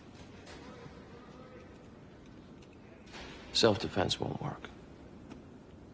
5 bullets and a bad jury instruction from the judge, we'd lose. We could go with temporary insanity, but then again, you buying the gun, bringing it to the door, threatening him, I don't like our chances. Or you could have pulled that trigger by accident. You were so angry, you just sort of squeezed. Suddenly bullets were coming out. It was involuntary. You didn't mean to be squeezing. Who knows? The truth lies in your mind. Nothing you've said so far directly contradicts accident. So, do you think you were acting in self-defense? Do you think you just lost your mind? Or do you think you involuntarily just started squeezing?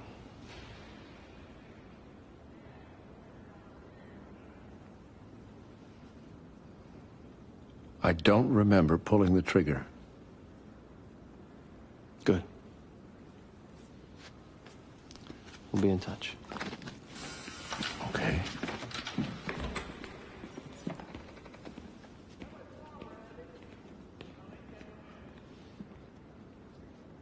Will you hurry up? I'm washing. Well, wash later. Come on.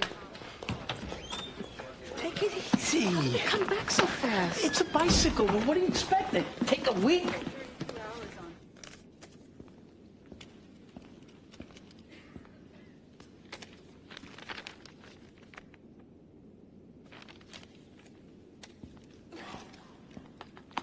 The jury's reached a unanimous verdict? We have, Your Honor. Will the defendant please rise? What say you? Commonwealth versus Michael Baylor, misdemeanor larceny. We find the defendant, Michael Baylor, not guilty.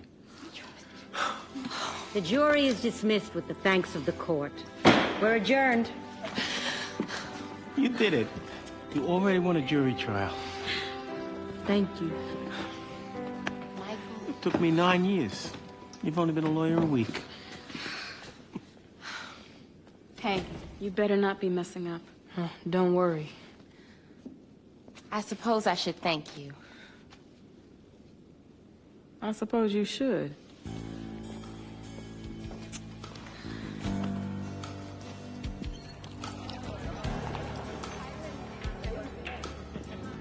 First month last in security, and it's ours next week. Good. Bad day? Normal. How was yours? Oh, I think we're going back to being despicable criminal lawyers for a bit. Pearson? The tactics, you know? Well, Lindsay, with all the scum you've helped get off, how could you not help him? Thank you, Helen. Think you can win? Who knows? Maybe. I mean, there have been some cases where involuntaries...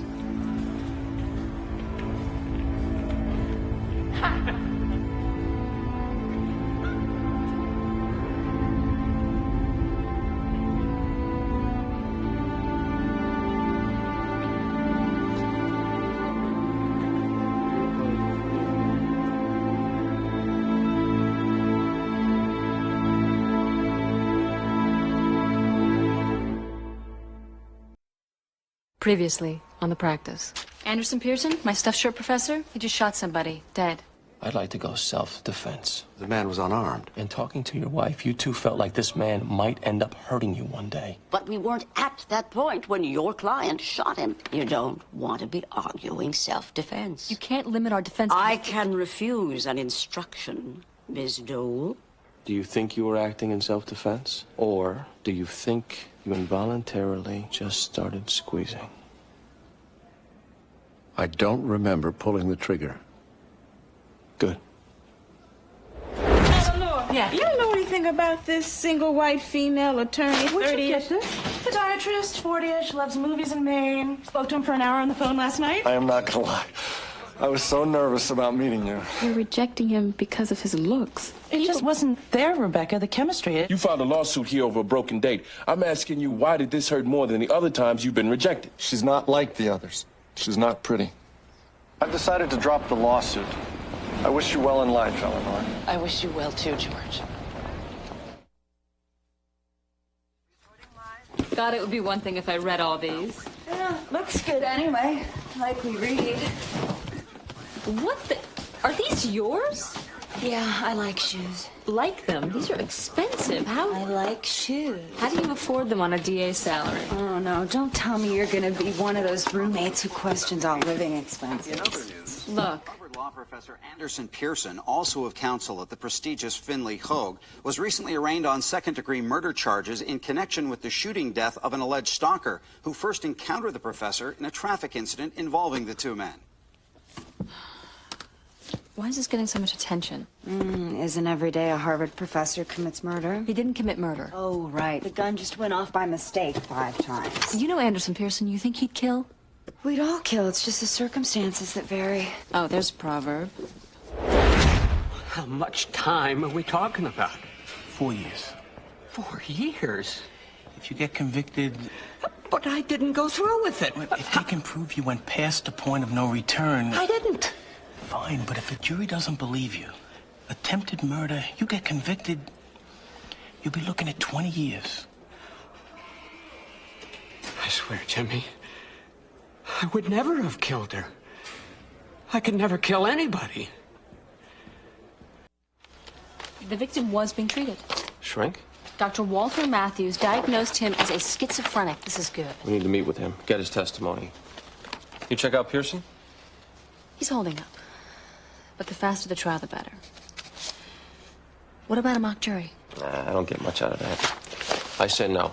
Bobby, we're gonna argue he involuntarily pulled the trigger 5 times, killing a man he had just coincidentally threatened to kill. What else can we do? The problem is Judge Hiller. If we go near self-defense, she'll sink us. We gotta stick with automatic pilot.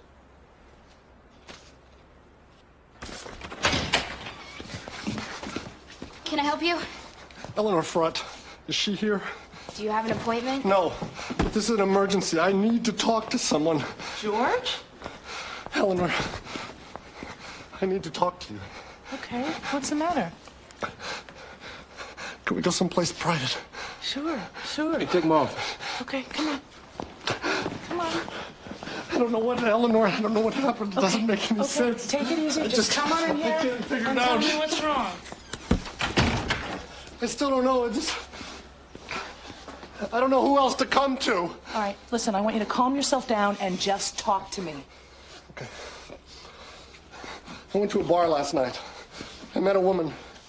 For the first time in my life, we went to a motel. We had sex. For the first time in your life, you had sex? No, a one-night stand. Oh, my God. Okay, all right, just calm down, relax. I want you to tell me what happened, George. This morning, I drove to work. Went into my office carrying my medical bag. About an hour ago, I opened it. Okay, maybe you should sit down. I think you should sit... George! George! He fainted. George? I have smelling salts. Get him. What's the deal? I don't know. He said something about a one-night stand, and then he opened up his medical bag, and then he fainted. Don't get up. Just stay there a second. Open it. What? My bag. Open it. Okay. Not you. Him. Don't you look.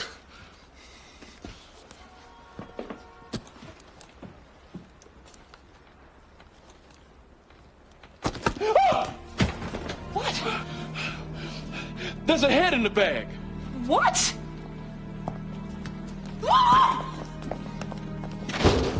What's the matter? There's a human head in that bag. What? It's the woman I met at the bar last night. What are you doing with her head? I don't know. Somebody put it in there. Oh.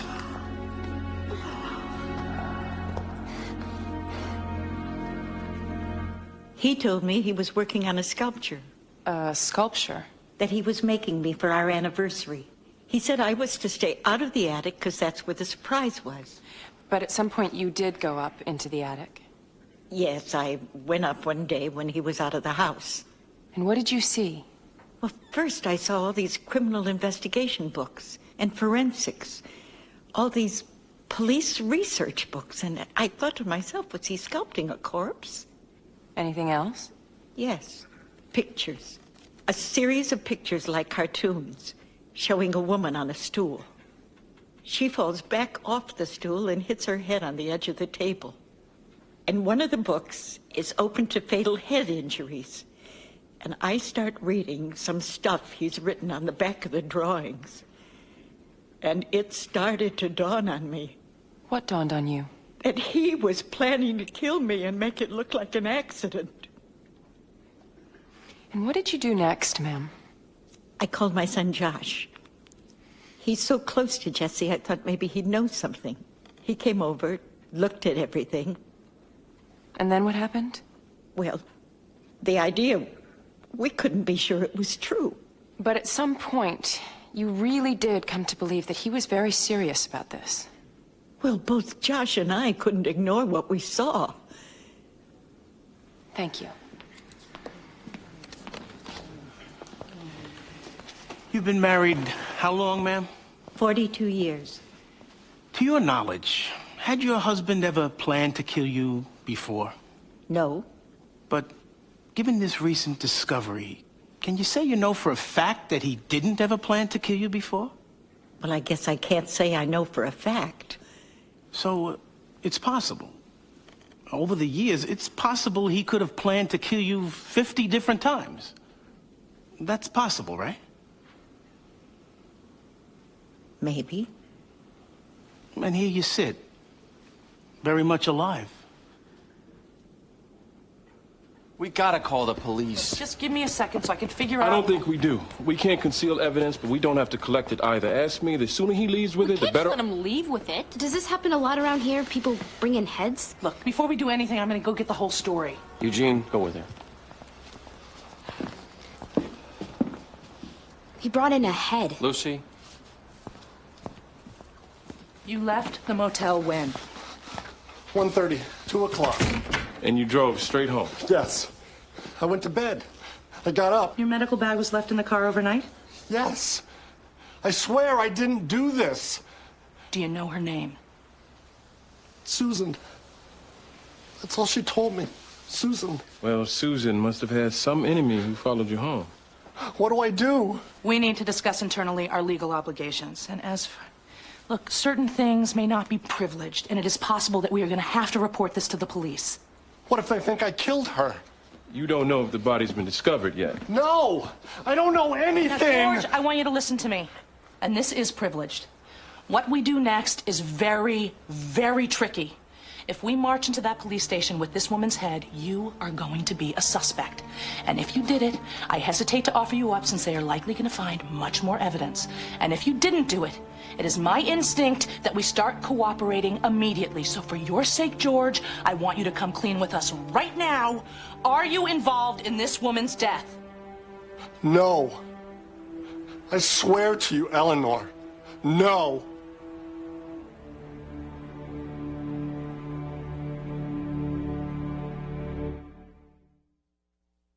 Just hold on. I don't think that calling the police is the right thing. Well, what if we don't? He's eventually picked up. By not going forward, he makes himself more suspicious. Excuse me. Wouldn't he be tapped out on suspiciousness? He's got the victim from the neck up. Okay, could you just get the phones? Eleanor, we gotta talk about this. How long before it'll start to stink? Lucy. You be quiet? Look, we gotta make a call here. Yes, we do. I don't think we're under any legal obligation to notify the police. And if we advise this man to do that, it could be malpractice. Especially if he gets arrested, goes to jail based on our counsel. I agree. We gotta be careful here. Why don't you just tell them where the body is? You can hold the head back as leverage. Lucy, I'd appreciate you staying out of this. Look, this man is going to have a coronary in there. Can I make a suggestion?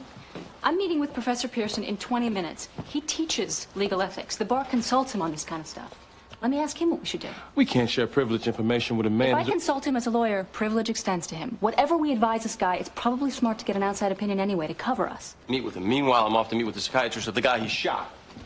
Should I be sending out for some ice? The photocopies he made were all on skull fractures, specifically to the back of the head. And what else did you find? Well, we found this piece of wood, Exhibit 21. Now, why is this significant? He made that kitchen table about 6 months ago. Same material, same finish as this. Now, if you look at his little storyboard, you see that he has the woman falling off her stool, her head hitting the edge of the table, fatally fracturing her skull. Well, our theory is that he planned to hit the woman from behind with this. That way, any wood fragments found on her would appear to have come from the kitchen table. This was pretty well thought out. Oh, yes. Now, Detective, you also found this man's journal.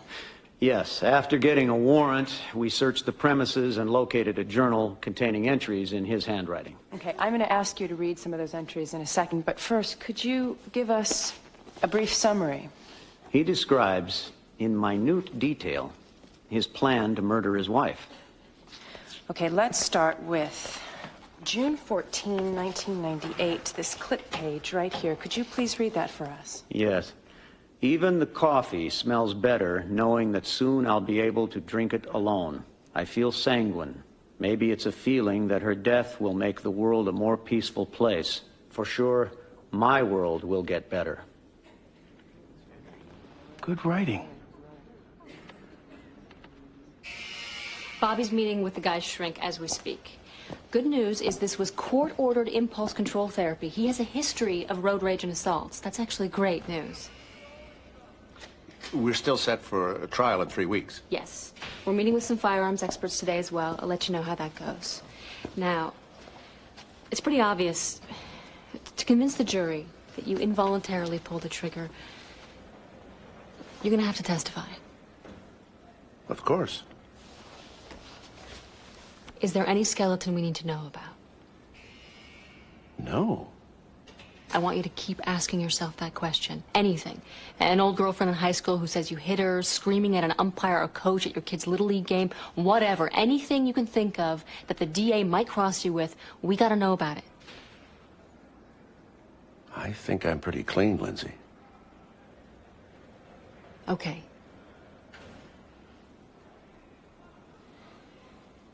You holding up okay? Well, I've been better, but... Listen, on another matter, I'd like to consult you on a case my firm is handling. A client has come into our office, apparently framed for a murder he didn't commit. And in the course of attorney-client communication, he opened a bag revealing the victim's severed head.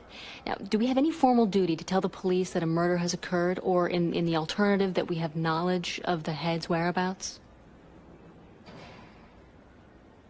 Things I learn in therapy, they're privileged. Surely you appreciate that. I do, but that privilege doesn't survive the patient. Well, I like my patients to feel that should I outlive them, I won't be violating their confidence. This case involves a murder, Doctor. I'm happy to stipulate by affidavit that Mr. Breyer was diagnosed paranoid schizophrenic with a propensity towards violence. I appreciate that, but you see, my client is charged with a homicide. Affidavits don't play well dramatically in a courtroom. I really need your testimony. I can't give you that. I could subpoena you, in which case you'd have Well, to... I certainly don't think you want to do that.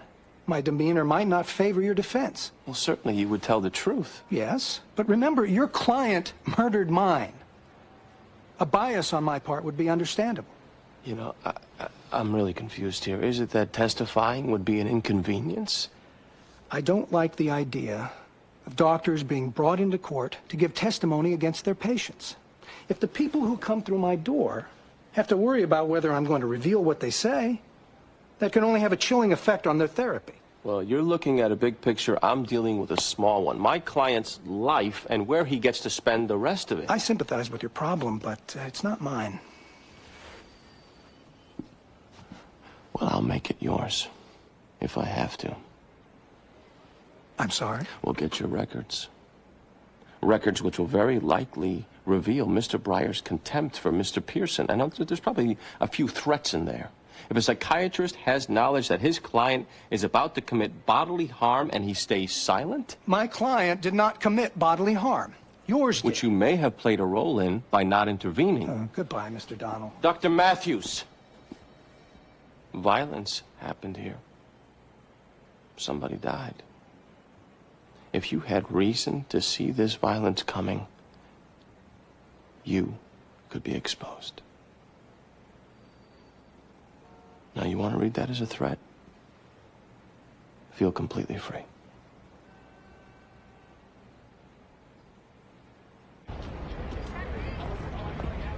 Obviously, I was shocked. I still am. My father about to kill my mother?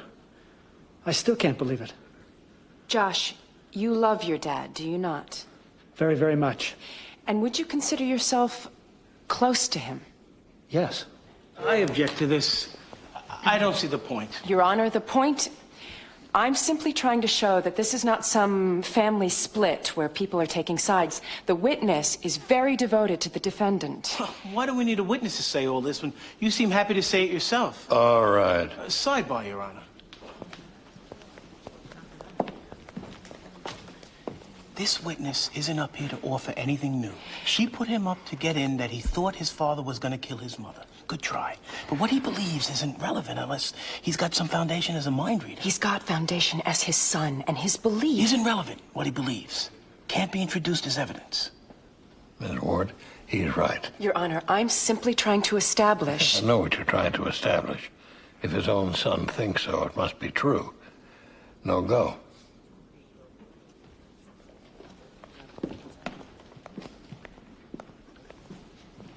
Josh, did it hurt to turn your own father in for attempted murder? Objection. Offered to show lack of bias. Objection overruled. Did it hurt? Of course it did. Thank you, sir. That's all. You said you and your father have always been close. Yes. As much as you love him, have you ever admired him? But I don't understand. Well, has he ever done anything extraordinary? Ever been proud of something he's done? I'm sure I have. Can you tell me what? I can't think of something right this second. Ever say to him in an argument, Dad, you've never done a damn thing in your whole life and you never will? You say that? Yes. So, despite all his planning here, you think it's possible, in the end, he wouldn't have done anything here either. That possible?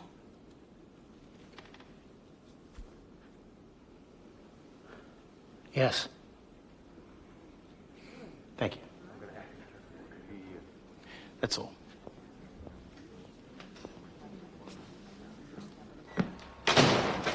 Pearson says we don't have to tell. Really? Past crime, no duty. We can't advise him to conceal evidence, though. That we know.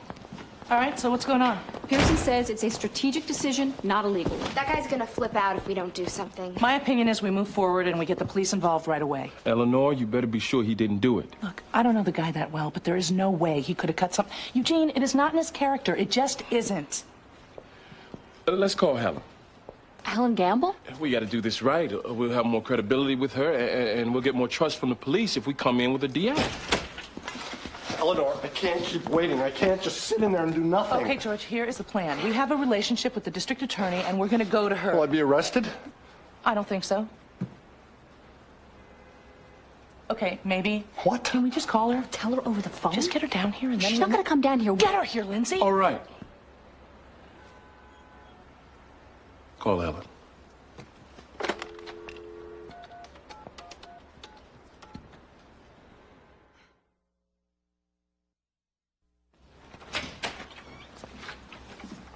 Helen, thanks for coming. What's the big secret? Can you just join us in Eugene's office, please? What's going on, Eleanor? Nothing fun, Helen. Come on. Lindsay? Fly on the wall. What I wouldn't give.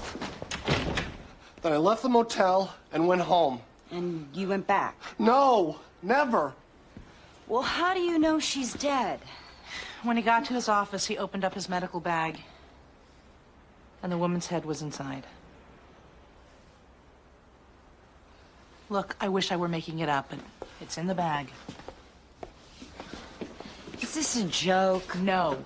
No joke. There's a head in that bag. Yes.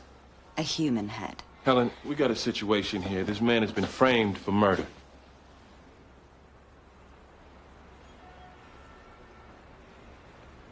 There's really...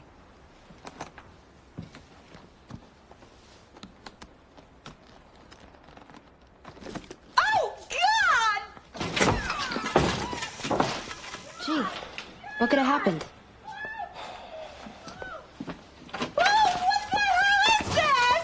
Helen. Is it real? Helen, we came to you because we trust you. Oh, thank you, thank you. Next time, trust somebody else, for God's sakes.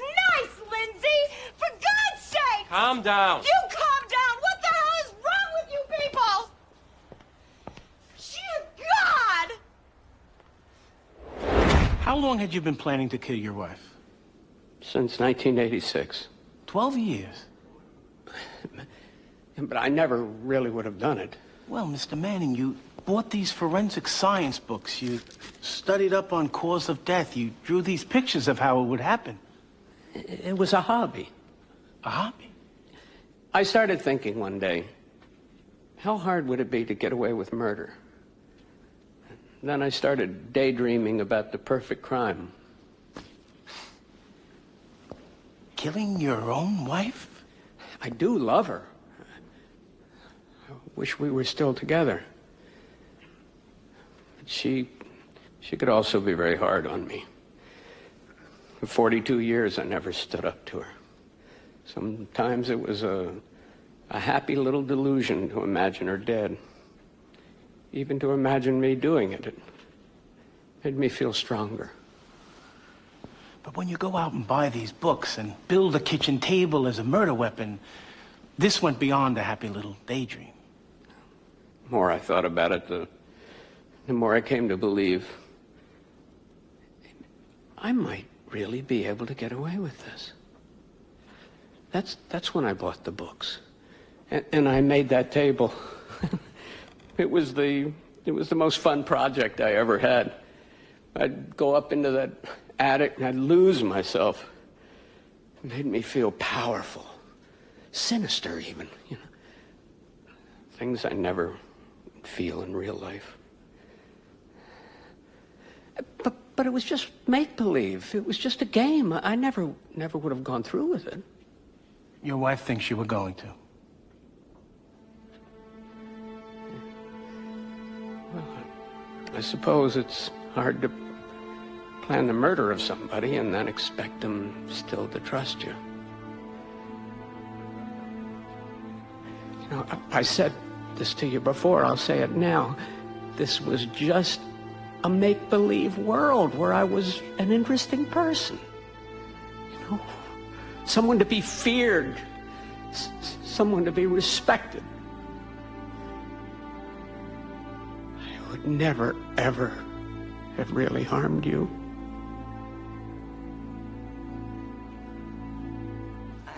I can't promise anything. There has to be a full investigation. Of course. I need the name and the address of the motel. I'd also be asking for a polygraph before I could even begin to support you. A lie detector? Yes. That's fine. Listen, is there any way we can keep this quiet? I'm a podiatrist. I don't need... Well...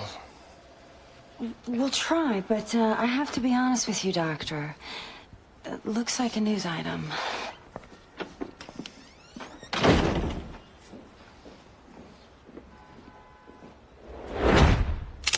Yeah, it's a nice gun.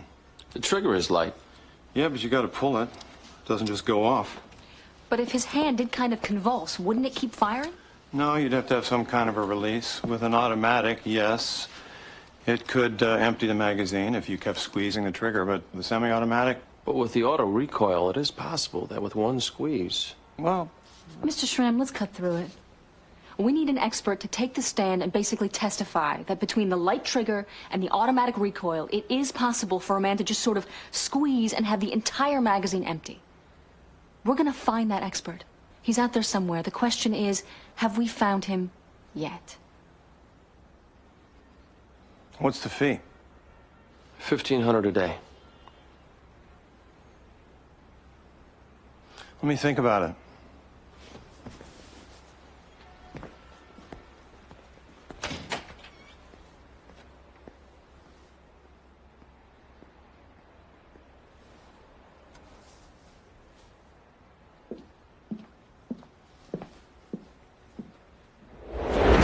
So this was just one happy little daydream. Yes, And you still love your wife? I do. Did you ever tell anyone that you hated her? I'm sure I told Josh that. Told him with a twinkle, or did you mean it? My wife could be a very abusive woman at times. She used to belittle me for being a failure, for not making enough money. I know it was just her own frustration talking, but no, I don't think I ever truly hated her. Many times I felt anger toward her, yes. Now, Mr. Manning, between the books and the wood and the art supplies, you spent over $1,000 on all this stuff, didn't you? I don't know. I didn't keep receipts. No, you didn't. You always paid with cash. You never used a credit card. You never wrote a check. If the fantasy is to have a perfect crime... You were going to kill your wife, weren't you, Mr. Manning? I would never have gone through with it. Could you please read page 103? This is just idle fiction, Miss Ward. Yes. Could you read the idle fiction on page 103?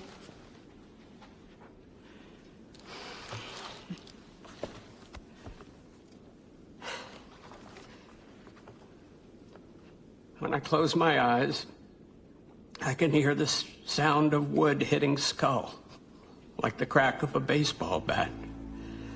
I keep playing it over and over in my mind. It sounds like music.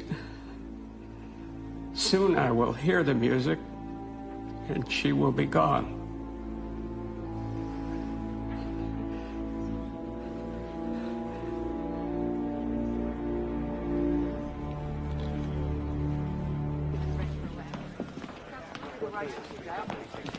Excuse me. Mrs. Manning? Mrs. Manning. All his preparation aside, we wouldn't be here right now if you didn't go to the police, which is okay. But you don't know he would have done this, do you? What do you want me to do, Miss Washington? Take the stand and say there's reasonable doubt? Well, there is. Isn't there? And what a consolation that is after 42 years. Either he was going to kill me, or there's reasonable doubt.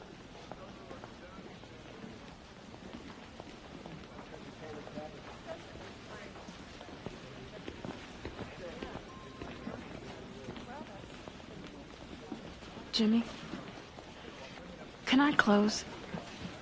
Closing argument? I have a read on this whole thing. I can make the jury understand.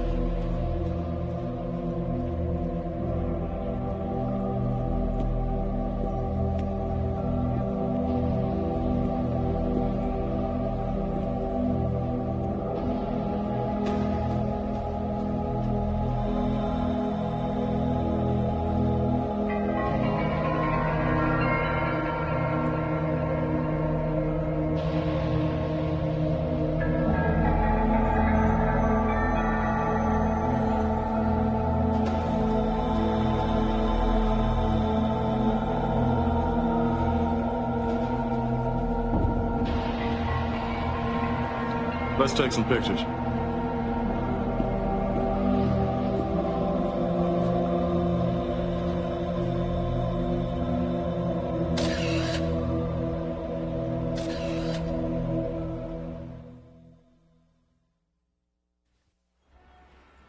Your favorite color is blue? Yes. Your name is George Vogelman? Yes. Did you first meet the victim the night she was killed? Yes. Were you physically attracted to the victim? Yes. Girl's name was Susan Robin, Northeastern student, no record, good kid. The bad news is she comes from a wealthy family. There's gonna be some heat. Is there anything from the crime scene? Haven't heard yet.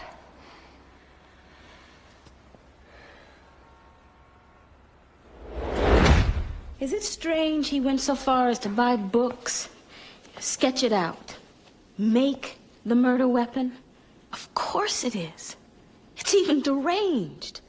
But simply put, it's not a crime to think deranged thoughts. It isn't. Now, I think we could all see that this is a sad man. Even pathetic, maybe. And that's why he'd go up to his attic day after day and enter his little Walter Mitty world where he could pretend to be sinister and powerful, this mastermind of a great and terrible crime. And he'd go a little further with the plan each day. Because the further he went, the more he could convince himself that he was capable. And that made him feel good, that he was capable of anything. But in the end, he never does anything. He never will. This is an ordinary little man who retreats to his own inner world where he can feel like something more. Now, we all have our fantasies. I'm sure some even involve deviance. But if they're just fantasies and you don't do anything, you can't send a man to prison for what he's thinking. And that's what's going on here, ladies and gentlemen. So let him have his little pretend world. It seems to be all he's got.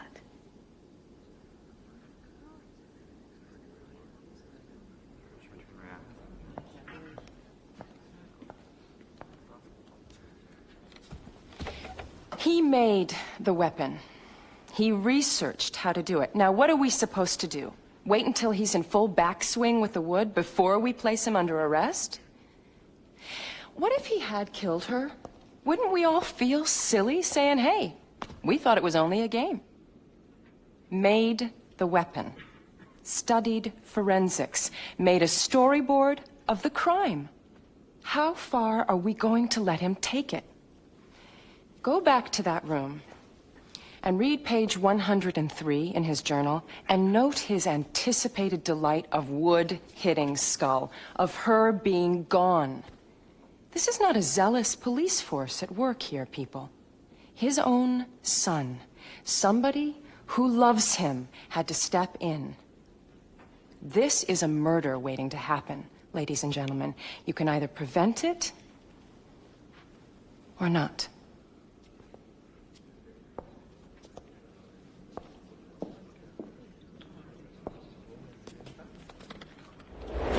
We got our firearms expert, and he's pretty much considered the best. The psychiatrist wasn't too friendly, but he will testify.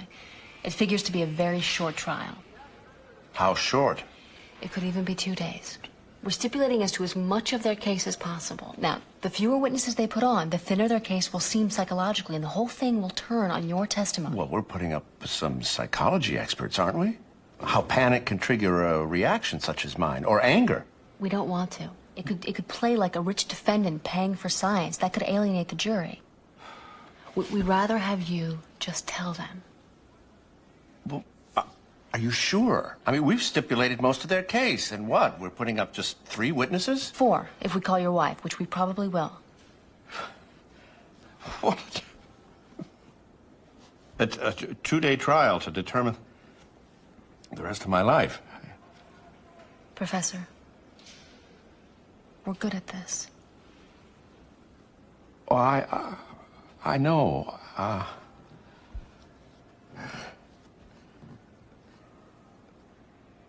Thank you, Lindsay.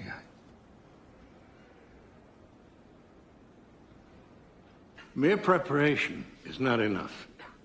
You must find the intent to kill plus some overt act. What constitutes that overt act is the question. Is making the weapon enough? Drawing the sketches? What you must determine when you go back into that room is this. Had it gone so far that if the police had not stepped in, it would have resulted in the full consummation of the crime? If yes, you find him guilty. If no, you must acquit. Had he crossed the line of simply planning it, that's what you must decide. Donald Young in front. Please hold. Eleanor, Helen Gamble.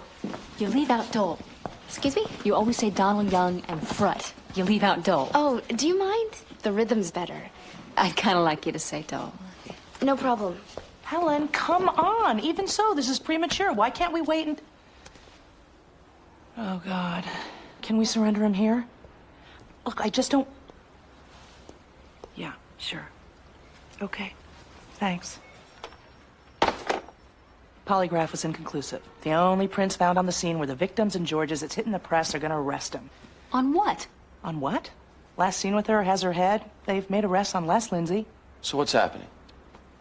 She agreed to let me surrender him. Will you call him? I'm not calling him. You call him. Donald Young in front. And Dole. Yes, sir, I'll tell him. Your closing was either really good or really bad. Excuse me? The jury's back. What? Is this good? I don't know. They're not looking over. What? The jury, when they acquit, some of them usually give a look over. Heads are down. Oh, God. Just hang in. It might not mean nothing. Jury reached a verdict. We have, Your Honor. Defendant will rise.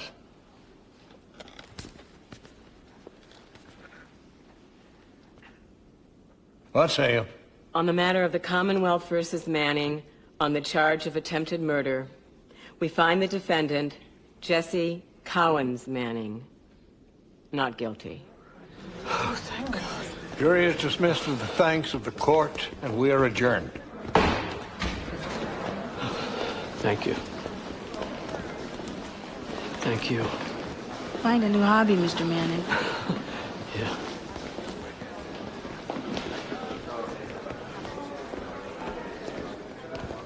Excuse me.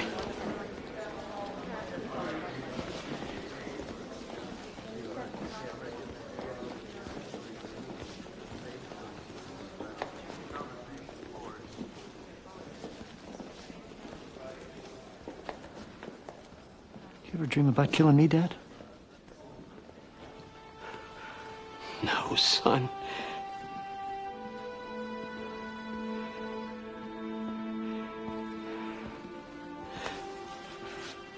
Tell your mother I miss her.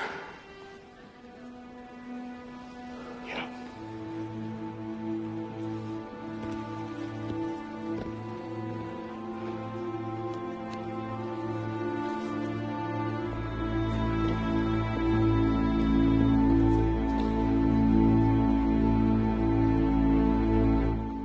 Helen said we could arraign him tonight. I'd like to try for bail. For a homicide? We'd like to try.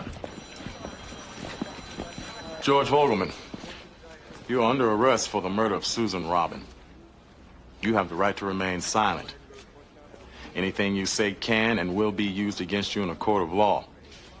You have the right to talk to an attorney and have him... Sources describe him as a private man with a history of meeting women through the personals. Reportedly, he carried the head of the victim around all day. The police found the body of the victim at a motel on East Lazarus Street, near the bar where Vogelman allegedly first met the victim. I'll say this, whoever framed him did a pretty good job. Do you think he could get convicted?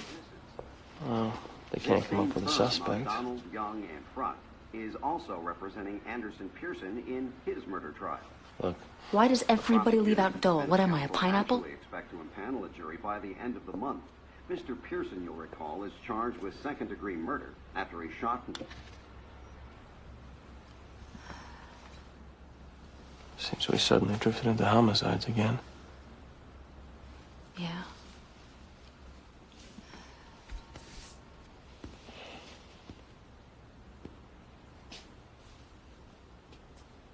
You okay?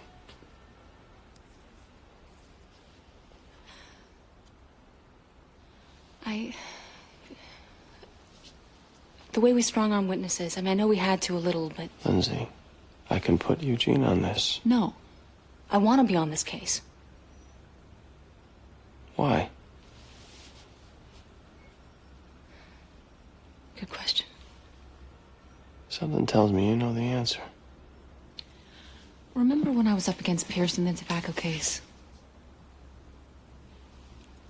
You accused me of not being tough enough. I did? You thought I might be looking for approval in his eyes. And you were right. I mean, every time I've looked at this firm through his eyes, I've felt... I don't know, I mean, sleazy isn't the right word, but... It's the one that comes to mind. I was his best student. He was my favorite professor. I would see his disappointment in...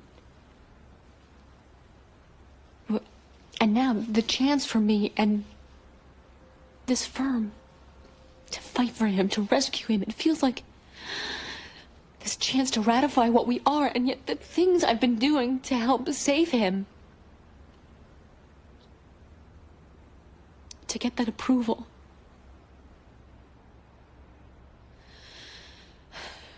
I've been everything he accused me of becoming.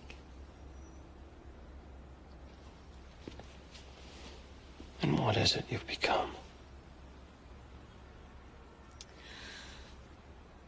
Some lawyer who gets people acquittals. You're a lot more than that, Nancy. In his eyes and everyone else's. I hope.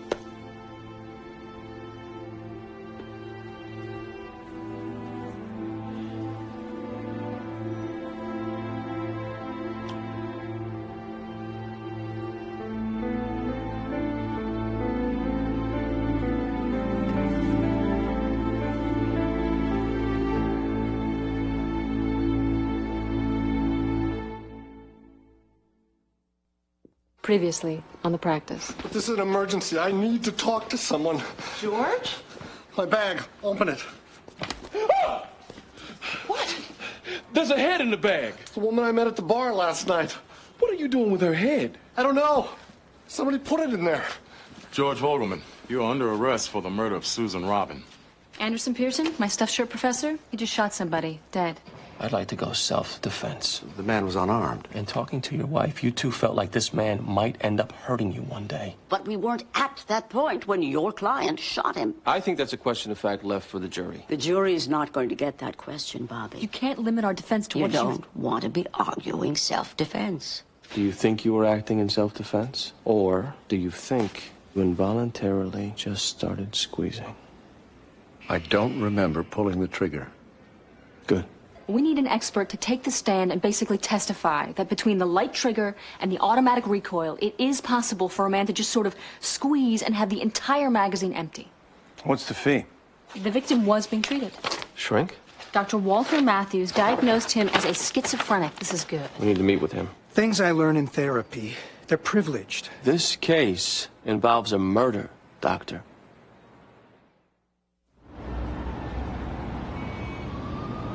Too personal?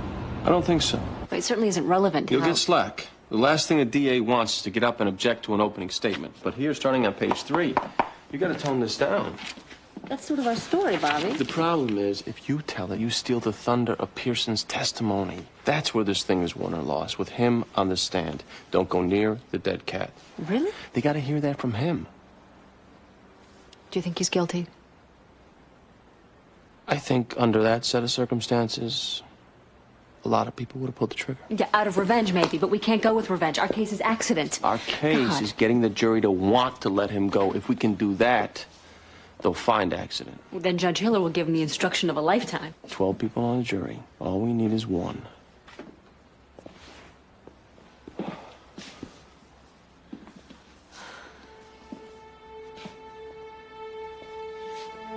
Are you okay? For all my problems with him,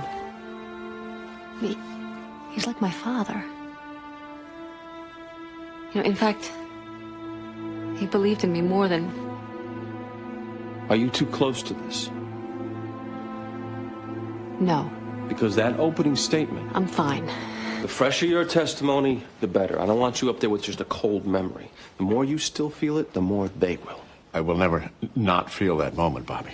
Lindsay will open. They'll probably put on the detective, the coroner, somebody from forensics, and that could be it. You could be taking the stand by Thursday. Whether we put you on depends on how he does. I want to rest on our best note. You ready? Mm-hmm.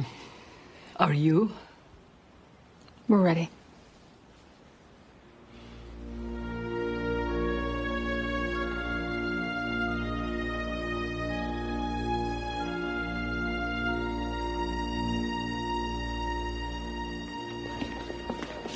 Helen, how we doing? Well, nothing in his house connecting him to the crime. That's the good news.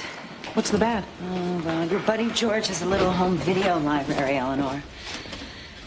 None of them directed by Ron Howard. Oh, don't tell me. Some weird stuff. What, you saw it? No, some of the detectives. It doesn't really mean anything. Helen, you gotta know the guy was framed. Come on. If you're gonna kill somebody, you don't then walk around with the head. It's not my case. You know, I didn't hear an undertone of this will probably go away. Right now, there are no other suspects. They think they've got the right guy. What the hell is going on? I'm being railroaded. Look, let's just focus on the good news. They found nothing at your house. You said that after they investigated, I'd probably be set free. You said that if they didn't find anything else, they would release me. I said well, they didn't find anything else, and now you're here telling me the district attorney's office thinks I did it. Don't yell at me, George. I will yell, Eleanor. What the hell is going on? You have to This is insane! All right, George. Let me tell you how this is going to work. You don't shout at me, ever. Aside from the fact that I don't like it, we don't need some guard here taking the stand saying he heard you banging tables and screaming like a man who could decapitate somebody. Now, the police aren't nuts to hold you. They haven't found one piece of evidence connecting anybody else to this crime. You had the victim's head. Now, add to that your porno collection. That makes you seem a little strange. And add to that the fact you don't have an alibi. I was home! Yes! And that's the only thing I have to tell to a jury. That while Susan Robin was being murdered, you were home alone watching your own private Discovery Channel. Let's just get over the idea that they're going to free you any second now. It isn't going to happen. We're in this for the long haul, George.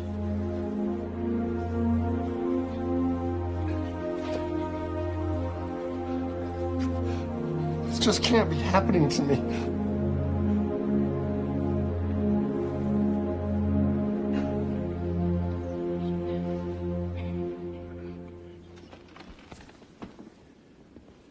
Let me begin by saying thank you for your service. Criminal cases aren't fun, especially when they involve the taking of human life. And homicide trials tend to be long. You will be relieved to learn, however, that here it will be short. It is uncontroverted, which means that you can accept it as fact right now. The defendant shot an unarmed man at point blank 5 times, killing him. Now, defense counsel, I suspect, might try to put the victim on trial here. Tell you he was a bad guy. Perhaps he was. But he's not on trial. He is. The victim didn't have a gun. He did. The victim didn't kill anybody. He did. Now, it's possible the defense might endeavor to convince you their client's a good man. Perhaps he is. Though in my experience, good men don't execute people. All I will ask, do not let yourselves be drawn into good guy, bad guy arguments. This isn't about who he is or what he is. This is about what he did. What he did was to shoot a man 3 times in the chest and then twice in the head. What he did was commit a horrific murder.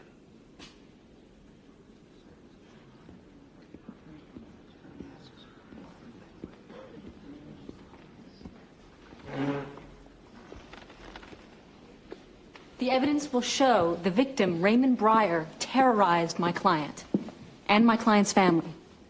His wife, Meredith, sitting there, their 2 children who visit almost every weekend. The evidence will show that after being stalked, threatened with violence, vandalized, Professor Pearson purchased a gun to protect his family. The evidence will show that Professor Pearson picked up that gun, in fact, to protect himself when Mr. Breyer showed up at his doorstep in a paranoid, schizophrenic state, to protect himself from a deranged person with a past history of violence. When you listen to all of the evidence carefully, you will see that Mr. Breyer posed a life threat to Mr. Pearson and his family. Now, I'm not surprised the prosecution wants you to take the question of who's the good guy out of the equation, because the evidence will show Anderson Pearson to be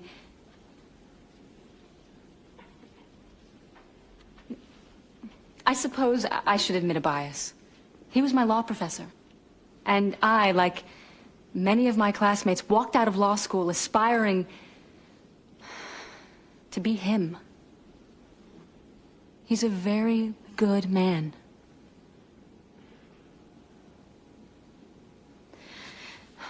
The thing about law school, we all go in dreaming of someday arguing the big case. And the biggest cases, it's usually a murder trial, where your client is not only innocent, but heroic even. And he's somebody you care deeply about. Somebody you desperately want to save. Not just from prison, but from injustice. This is my big case.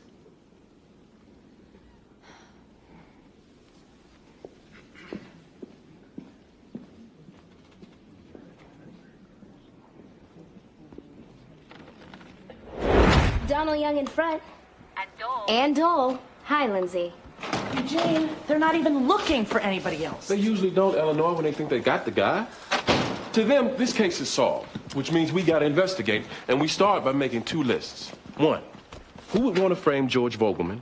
Two, who would want Susan Robin dead? It's possible George just represented somebody's chance to get away with murder, and this whole thing is more about that. Just got a little inside tip from Lindsay. Helen told her. George and the victim did not leave the bar together. Did he make any statement to the effect that he thought the victim was armed? No, he didn't. And detective, was there any evidence of a struggle? No, sir. Any evidence that suggested that the victim could have been moving toward the defendant? No. We concluded the victim was standing flat-footed about 40 inches away from the defendant at the time of the shooting. How could you tell that? The powder burns on the victim, footprints, the defendant's statement. He said so himself. In fact, Mr. Pearson was very forthcoming, wasn't he? Yes. And it was Mr. Pearson's wife that called the police. That's correct. Did the Pearsons ever ask the police to do something to protect them from Mr. Breyer? They did. And how did you respond?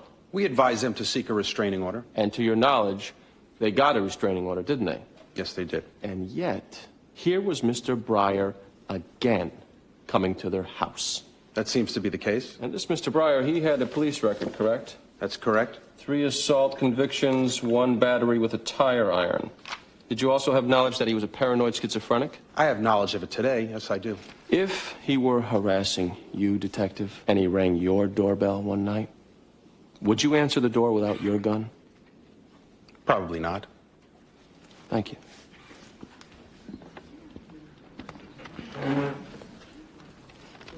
Would you shoot him 5 times?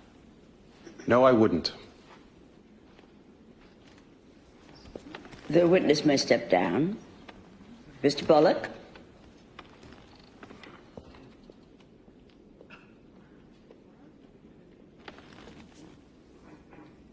The Commonwealth rests, Your Honor.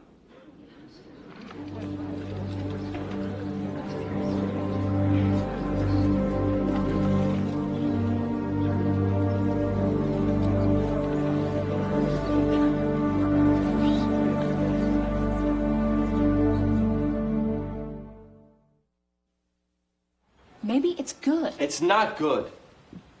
You don't just put up one witness in a murder trial. So what are they up to? My bet is they're saving their case for rebuttal, hoping to get you in a lie. But he's admitted everything. What's to impeach? Is there anything?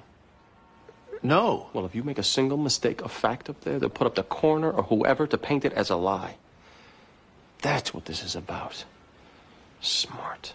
Except if we don't put him on, those experts can't testify at all now. They satisfied their burden. He has to go up. Go over the autopsy reports with him. I gotta get a hold of Dr. Matthews and our weapons guy. They could be taking the stand by tomorrow. I'll see you after lunch.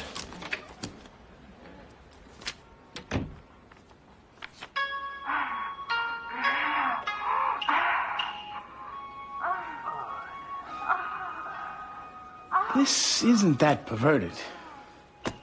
Oh, I mean, at least it's film. Some of the stuff on videotape. That last scene had some sadomasochism going on. You have to suppress this, Eleanor. Well, you can get this late night on Showtime. I mean, what's the... Oh, not that you can't. If this gets admitted into evidence, George is going to look like a sicko. Let's mark up a motion to suppress. Jimmy, I could use that research you did on Davis. All right, I can pull it right up. You know, I think 2 women together can be sensual. Well, great. We'll call you up as a character witness.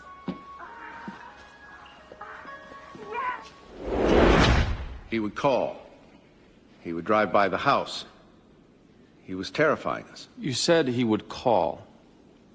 Did you talk to him? Well, at first we answered, but then we knew better than to pick up. So he began leaving messages. What kind of messages? Most of them were along the lines of, you think you're better than I am because you're rich. But money can't buy your health, you know. He'd say that all the time. And when you got the restraining order? Well, it stopped for a few weeks. Then, well, one morning I went out and I saw the garage had been broken into. My car had been scraped. A window had been smashed. Mr. Breyer did it. Well, we can only assume. A few days later, we were watching television at night.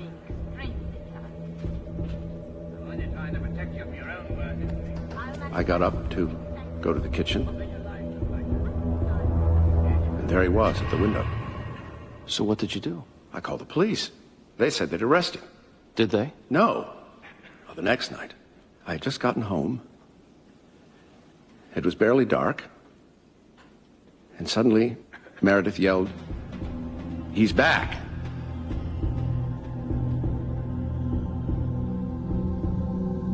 I looked out, and there he was, coming up the walkway. So what did you do? I went and got my gun. You keep a gun? Well, I bought it because of this man. And when you went to get your gun, was it your intent to use it? My intent was to let him know I was armed, and I would use it to protect myself or my family. So what happened? I opened the door, and he held up my cat. It was dead. It looked as if it had been strangled. And then what happened? He dropped it at my feet, said, "Something seems to be wrong with your cat." The next thing I remember, I was raising my gun, pointing it at him. I threatened him. I told him if he ever tried to hurt us. And how did he respond? He mocked me. How could he hurt us? He was just a mouse. And then he said, maybe it was a mouse that got your cat. And I could see it in his eyes. See what? He was going to hurt us. Then what? The next thing I remember, the gun was going off, and he was falling backwards. Meredith was screaming, and he was lying there, bleeding. You shot him? Yes. Professor Pearson, did you willfully shoot this man? I don't know. You don't know? Well, I felt myself getting angry, and I looked at the cat, and my hand, it just clenched, and I was squeezing the gun, and bullets were coming out. It was not something I decided to do. It just happened.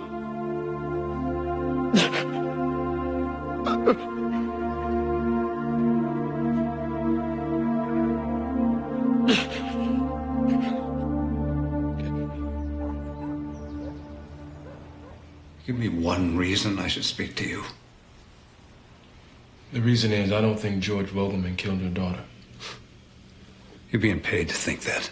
I get paid to represent him. What I think isn't up for sale. Now, the police seem pretty sure. But given the circumstances, it's pretty easy to be convinced that Mr. Vogelman is involved. I'm here making room for the possibility that the real killer is still out there. That's why I've come to talk.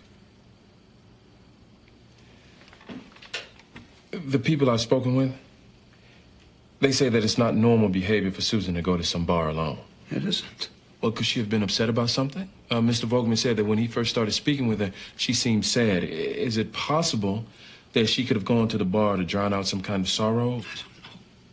What about her boyfriend? Were things good between them? I think so. I know she loved him, which is another reason she wouldn't be going to some motel with a guy she met in a bar.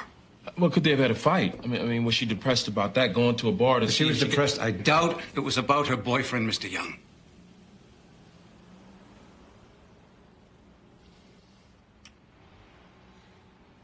I was just diagnosed with liver cancer. I don't have much time. But I still don't think she would deal with that by going to a bar.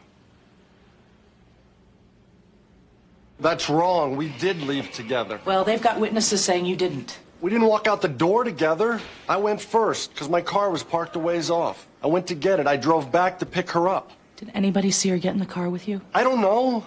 What, they think I abducted her now? Why did you go to a motel, George? You've got your place, she has hers. Why a motel? It seemed more romantic. I don't know, my place was a mess. Too many videotapes strewn about. You know what, Eleanor? I'm just asking the questions they'll be asking. If you have any question as to my innocence, get up and walk away. I'll find somebody else. She had her head cut off, for God's sakes.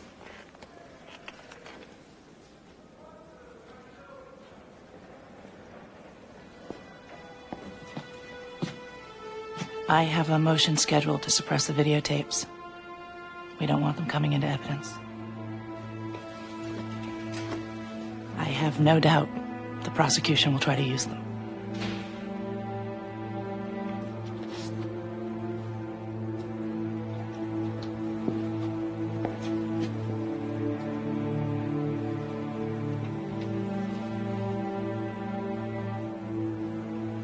Is there anything else you need? Anybody I can call for you? No.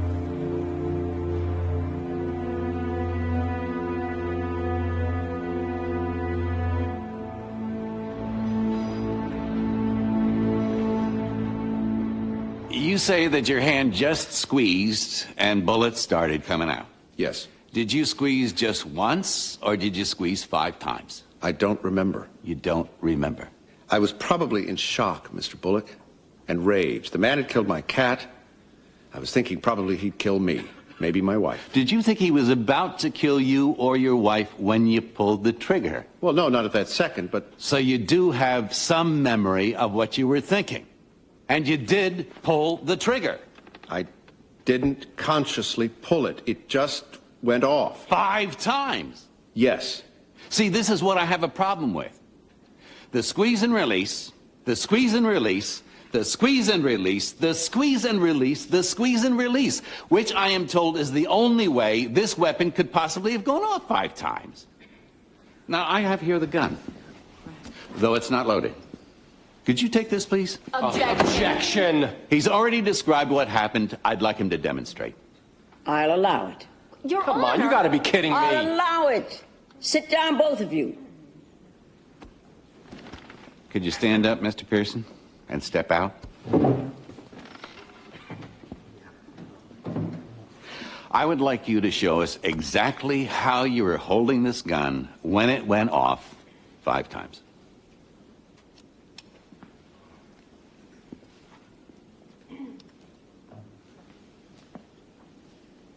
Could you squeeze, please? It's not loaded. Objection! Counsel, what else are you looking for? I'd like him to make it click 5 times, Your Honor. See how this possibly could have happened. Please show us, Mr. Pearson.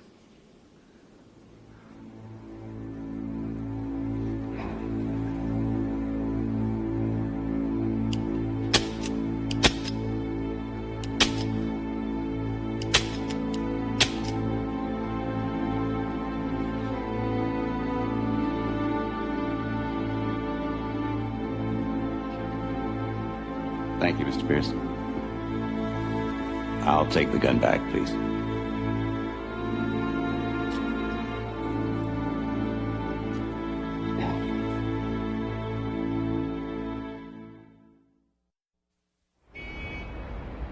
I'll say he possibly could have become violent.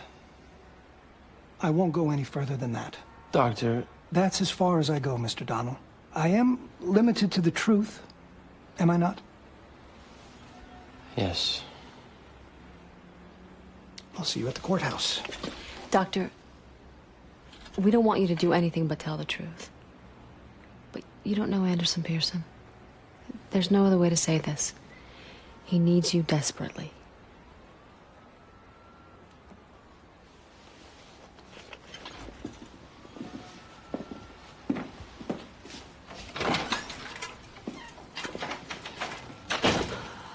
Where are we on Schramm? Same. He'll say the gun could have possibly... with the light trigger and the slightest squeeze. He sunk himself. It's not over. We still need only one juror. All he had to do was stick with I don't remember. I guess we should have coached him a little better. Bobby, we did everything but suborn perjury as it was. Look, everybody in that room knows what really happened. Our job is still the same. We just need to find one juror to pretend otherwise. Like you say, this isn't over. The videotapes would have no relevance whatsoever except a comment on my client's character, which is totally inadmissible. We'd be offering the tapes only to show a pattern, Your Honor. A pattern? Some of the tapes involve sexual scenes which border on sadomasochism. We believe we can show a statistical correlation between the men who commit sex crimes. This is so ridiculous. Can I finish? This is a homicide case. It is not a sex crime. We don't know that, counsel. There's no evidence of rape or forced... Nor is there any conclusive evidence that the intercourse didn't occur after she was headless. Your Honor, as an officer of this court, I must go on record with my disgust with that comment. Take exception all you want, but the fact remains. The police have never even suggested such a scenario. I doubt they even considered it. Maybe they should. Under the heading that depravity, too, can be in the eye of the beholder, I would ask that you be recused from this case. Your Honor. I can tell you George Vogelman could not be capable of having such a sick thought. I would hate for him to be in the hands of a judge who could be. Look, we're getting way off track now. The issue today is these videotapes. I want to see the specific tapes we are talking about before You would. Eleanor? I will see the tapes in question. Then I'll make my ruling.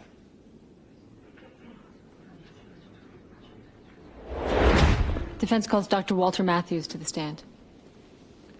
Sidebar, Your Honor.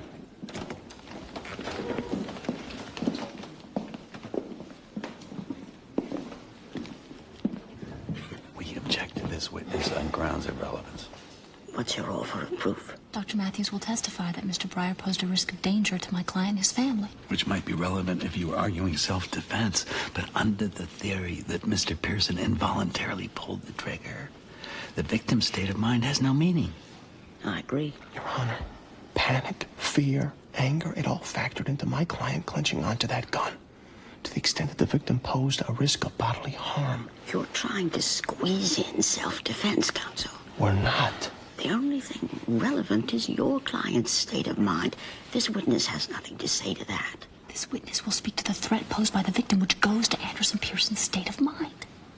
It's a nice try. You are shutting down our whole defense. I'm shutting down this guy. He's not relevant. I want our objection noted for the record. So noted. Step back. Dr. Matthews, you're excused.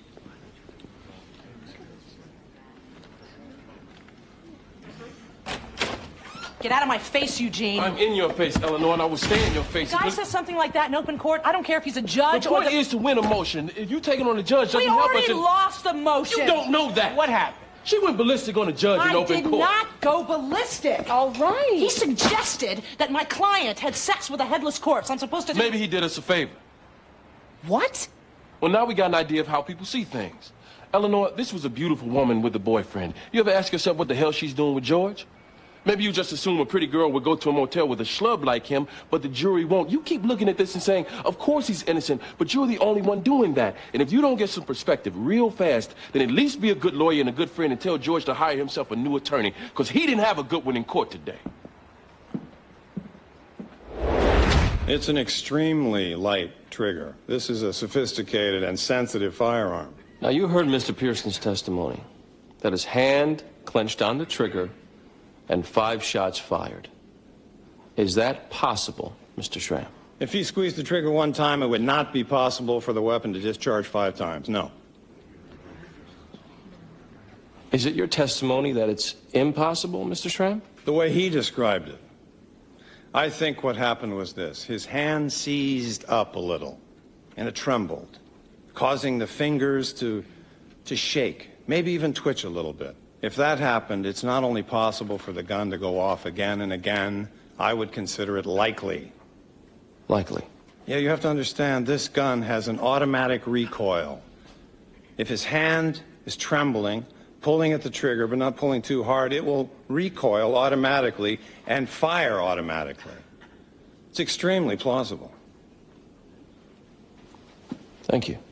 Not only do I reject that likelihood, I'm offended by Mr. Schramm's testimony. Why is that, sir? Well, as manufacturer of this particular firearm, I take exception to the notion that these weapons just go off with the tremble of a finger. It's preposterous. You have to pull, semi-automatic or not.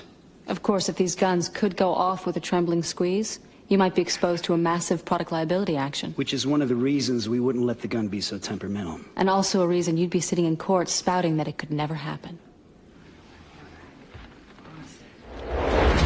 I can't say the morning went well, but Schramm was much better than I ever thought. The trembling fingers, he could have bought us reasonable doubt. So where are we?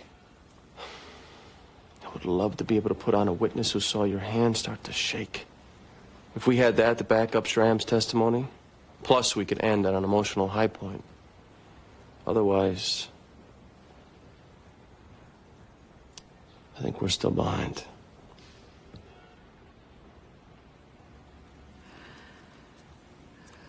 I saw his hand shake.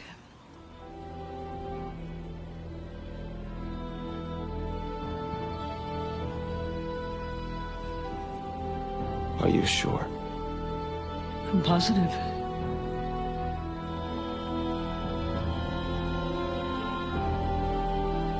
Good. Then you're up next.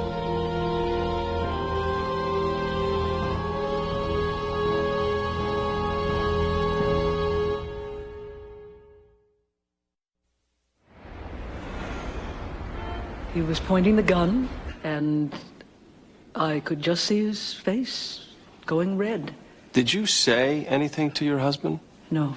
He's pointing a gun at a man. His face is going red, and you didn't say anything? Like, put the gun down? No. I thank God he had that gun. Otherwise, I didn't know what that man would do to us. Mrs. Pearson, tell us what you saw next. Everything seemed to go in slow motion. And then Anderson's hand started to shake. Not a lot, but he was trembling. He was standing there like a statue. And then suddenly, bullets just started coming out. Mrs. Pearson, your husband is on trial here for executing a man. And I'm telling you, that's not how it happened. He is the most gentle man on earth. His hand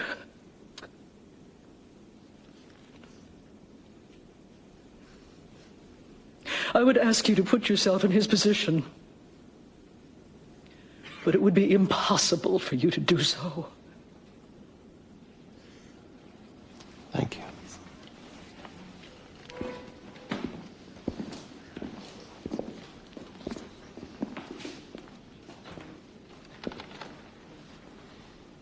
You love your husband very much.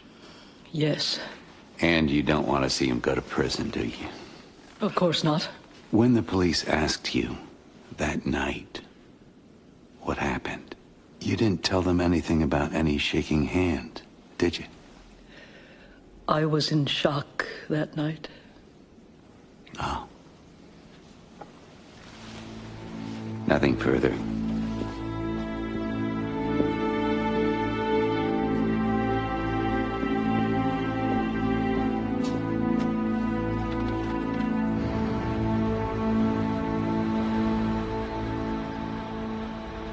George, I want to apologize for what happened this morning. I just lost it in there. When the judge said... I know. Thank you for losing it. Okay, George. It's brutal truth time. Me first. The idea that you could do what happened to that girl, not only can I not believe it, but it might be impossible for me to believe it. You and I talked on the phone every night for a month. We shared some of our most intimate secrets. And the idea that I could have, not seen... What are you saying? I'm admitting that maybe I had some denial myself. Obviously, I don't want to admit that I could misjudge somebody, so it's just possible that some of my own denial is what caused me... You're not sure? about my innocence? I believe that you're innocent. I'm just not necessarily sure that I can trust myself to. Forget about what I believe. Forget about what you want me to believe. You are in trouble, and you could go away for it, and your very best chance at not going away is by telling me the truth.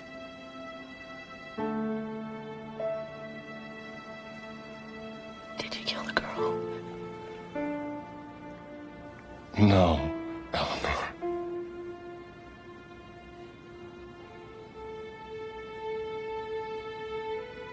But it doesn't really matter, does it? If I can't convince you, what chance do I have with 12 strangers?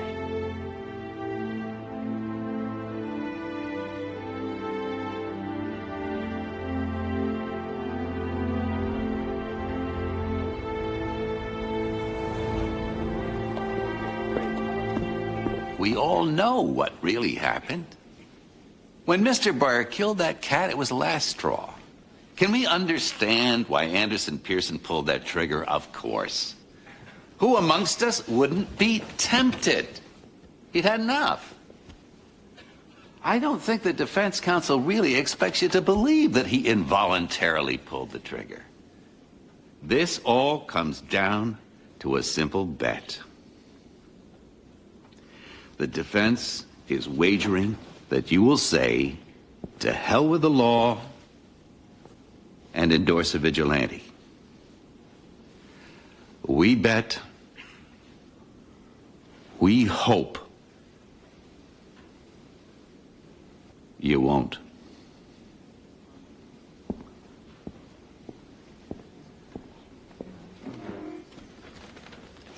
How dare anybody say we all know?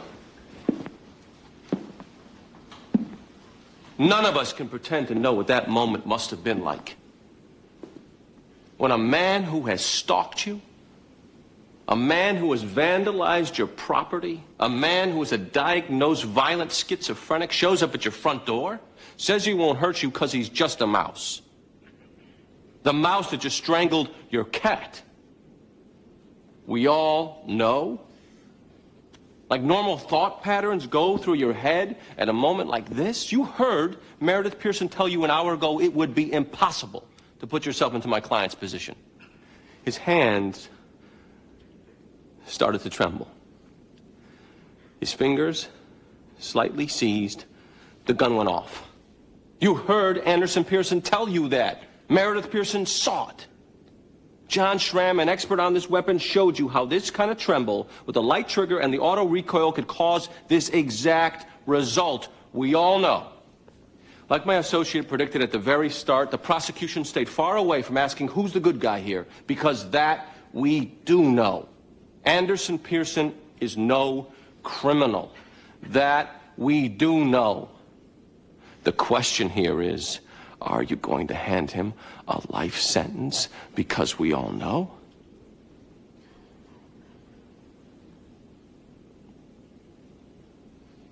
It's just so easy, isn't it?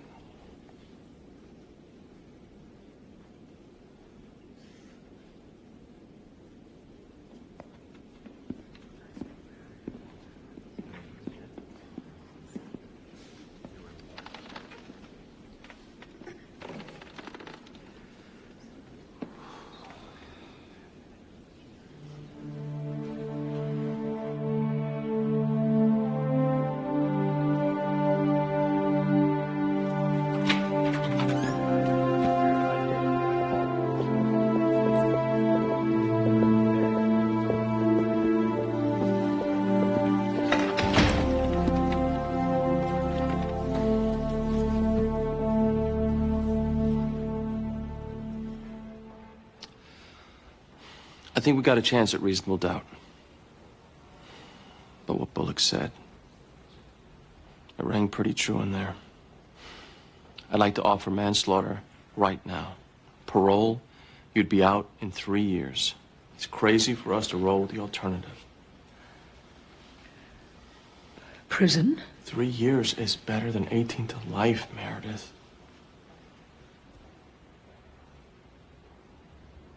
Professor.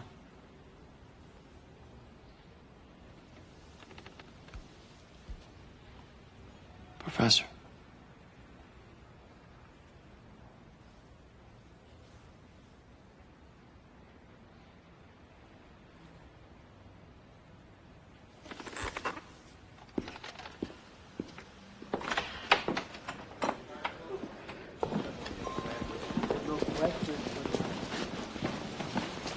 Clock is ticking. It could come back. I'm tempted. We both win with manslaughter, Gavin. 3 years. He shouldn't do more, he shouldn't do less. I think he should do more, Bobby. 4? 4.5? I'm going to reject the offer. You really think they want to put him away? Do they want to? No. But will they? I'm staying with murder, too.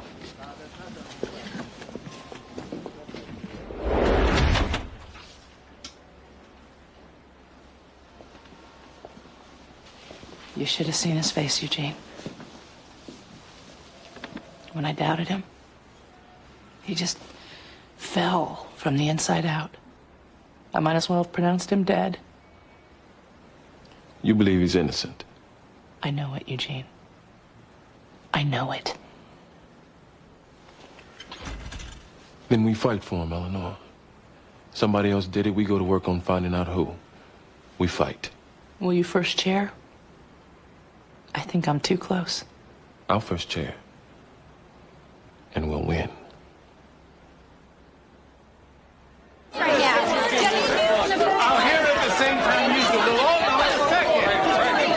Mr. Donald, are you feeling confident about an acquittal? We have nothing to say. Please excuse Are you us. surprised the jury came back so quickly?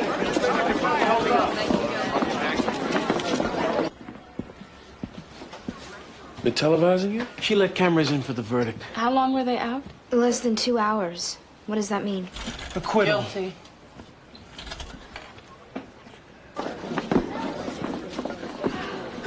Bring them in.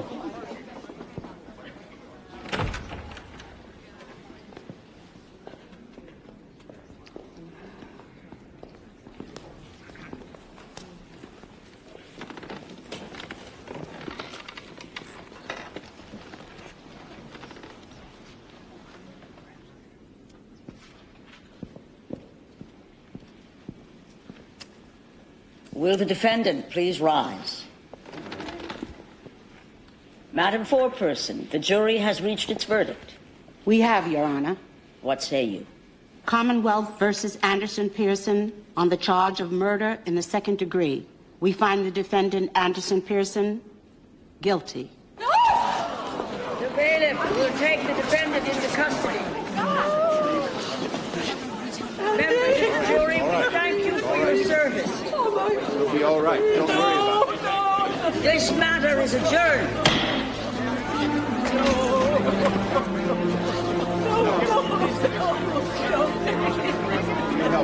Will you help her? We'll appeal. We'll explore whatever options.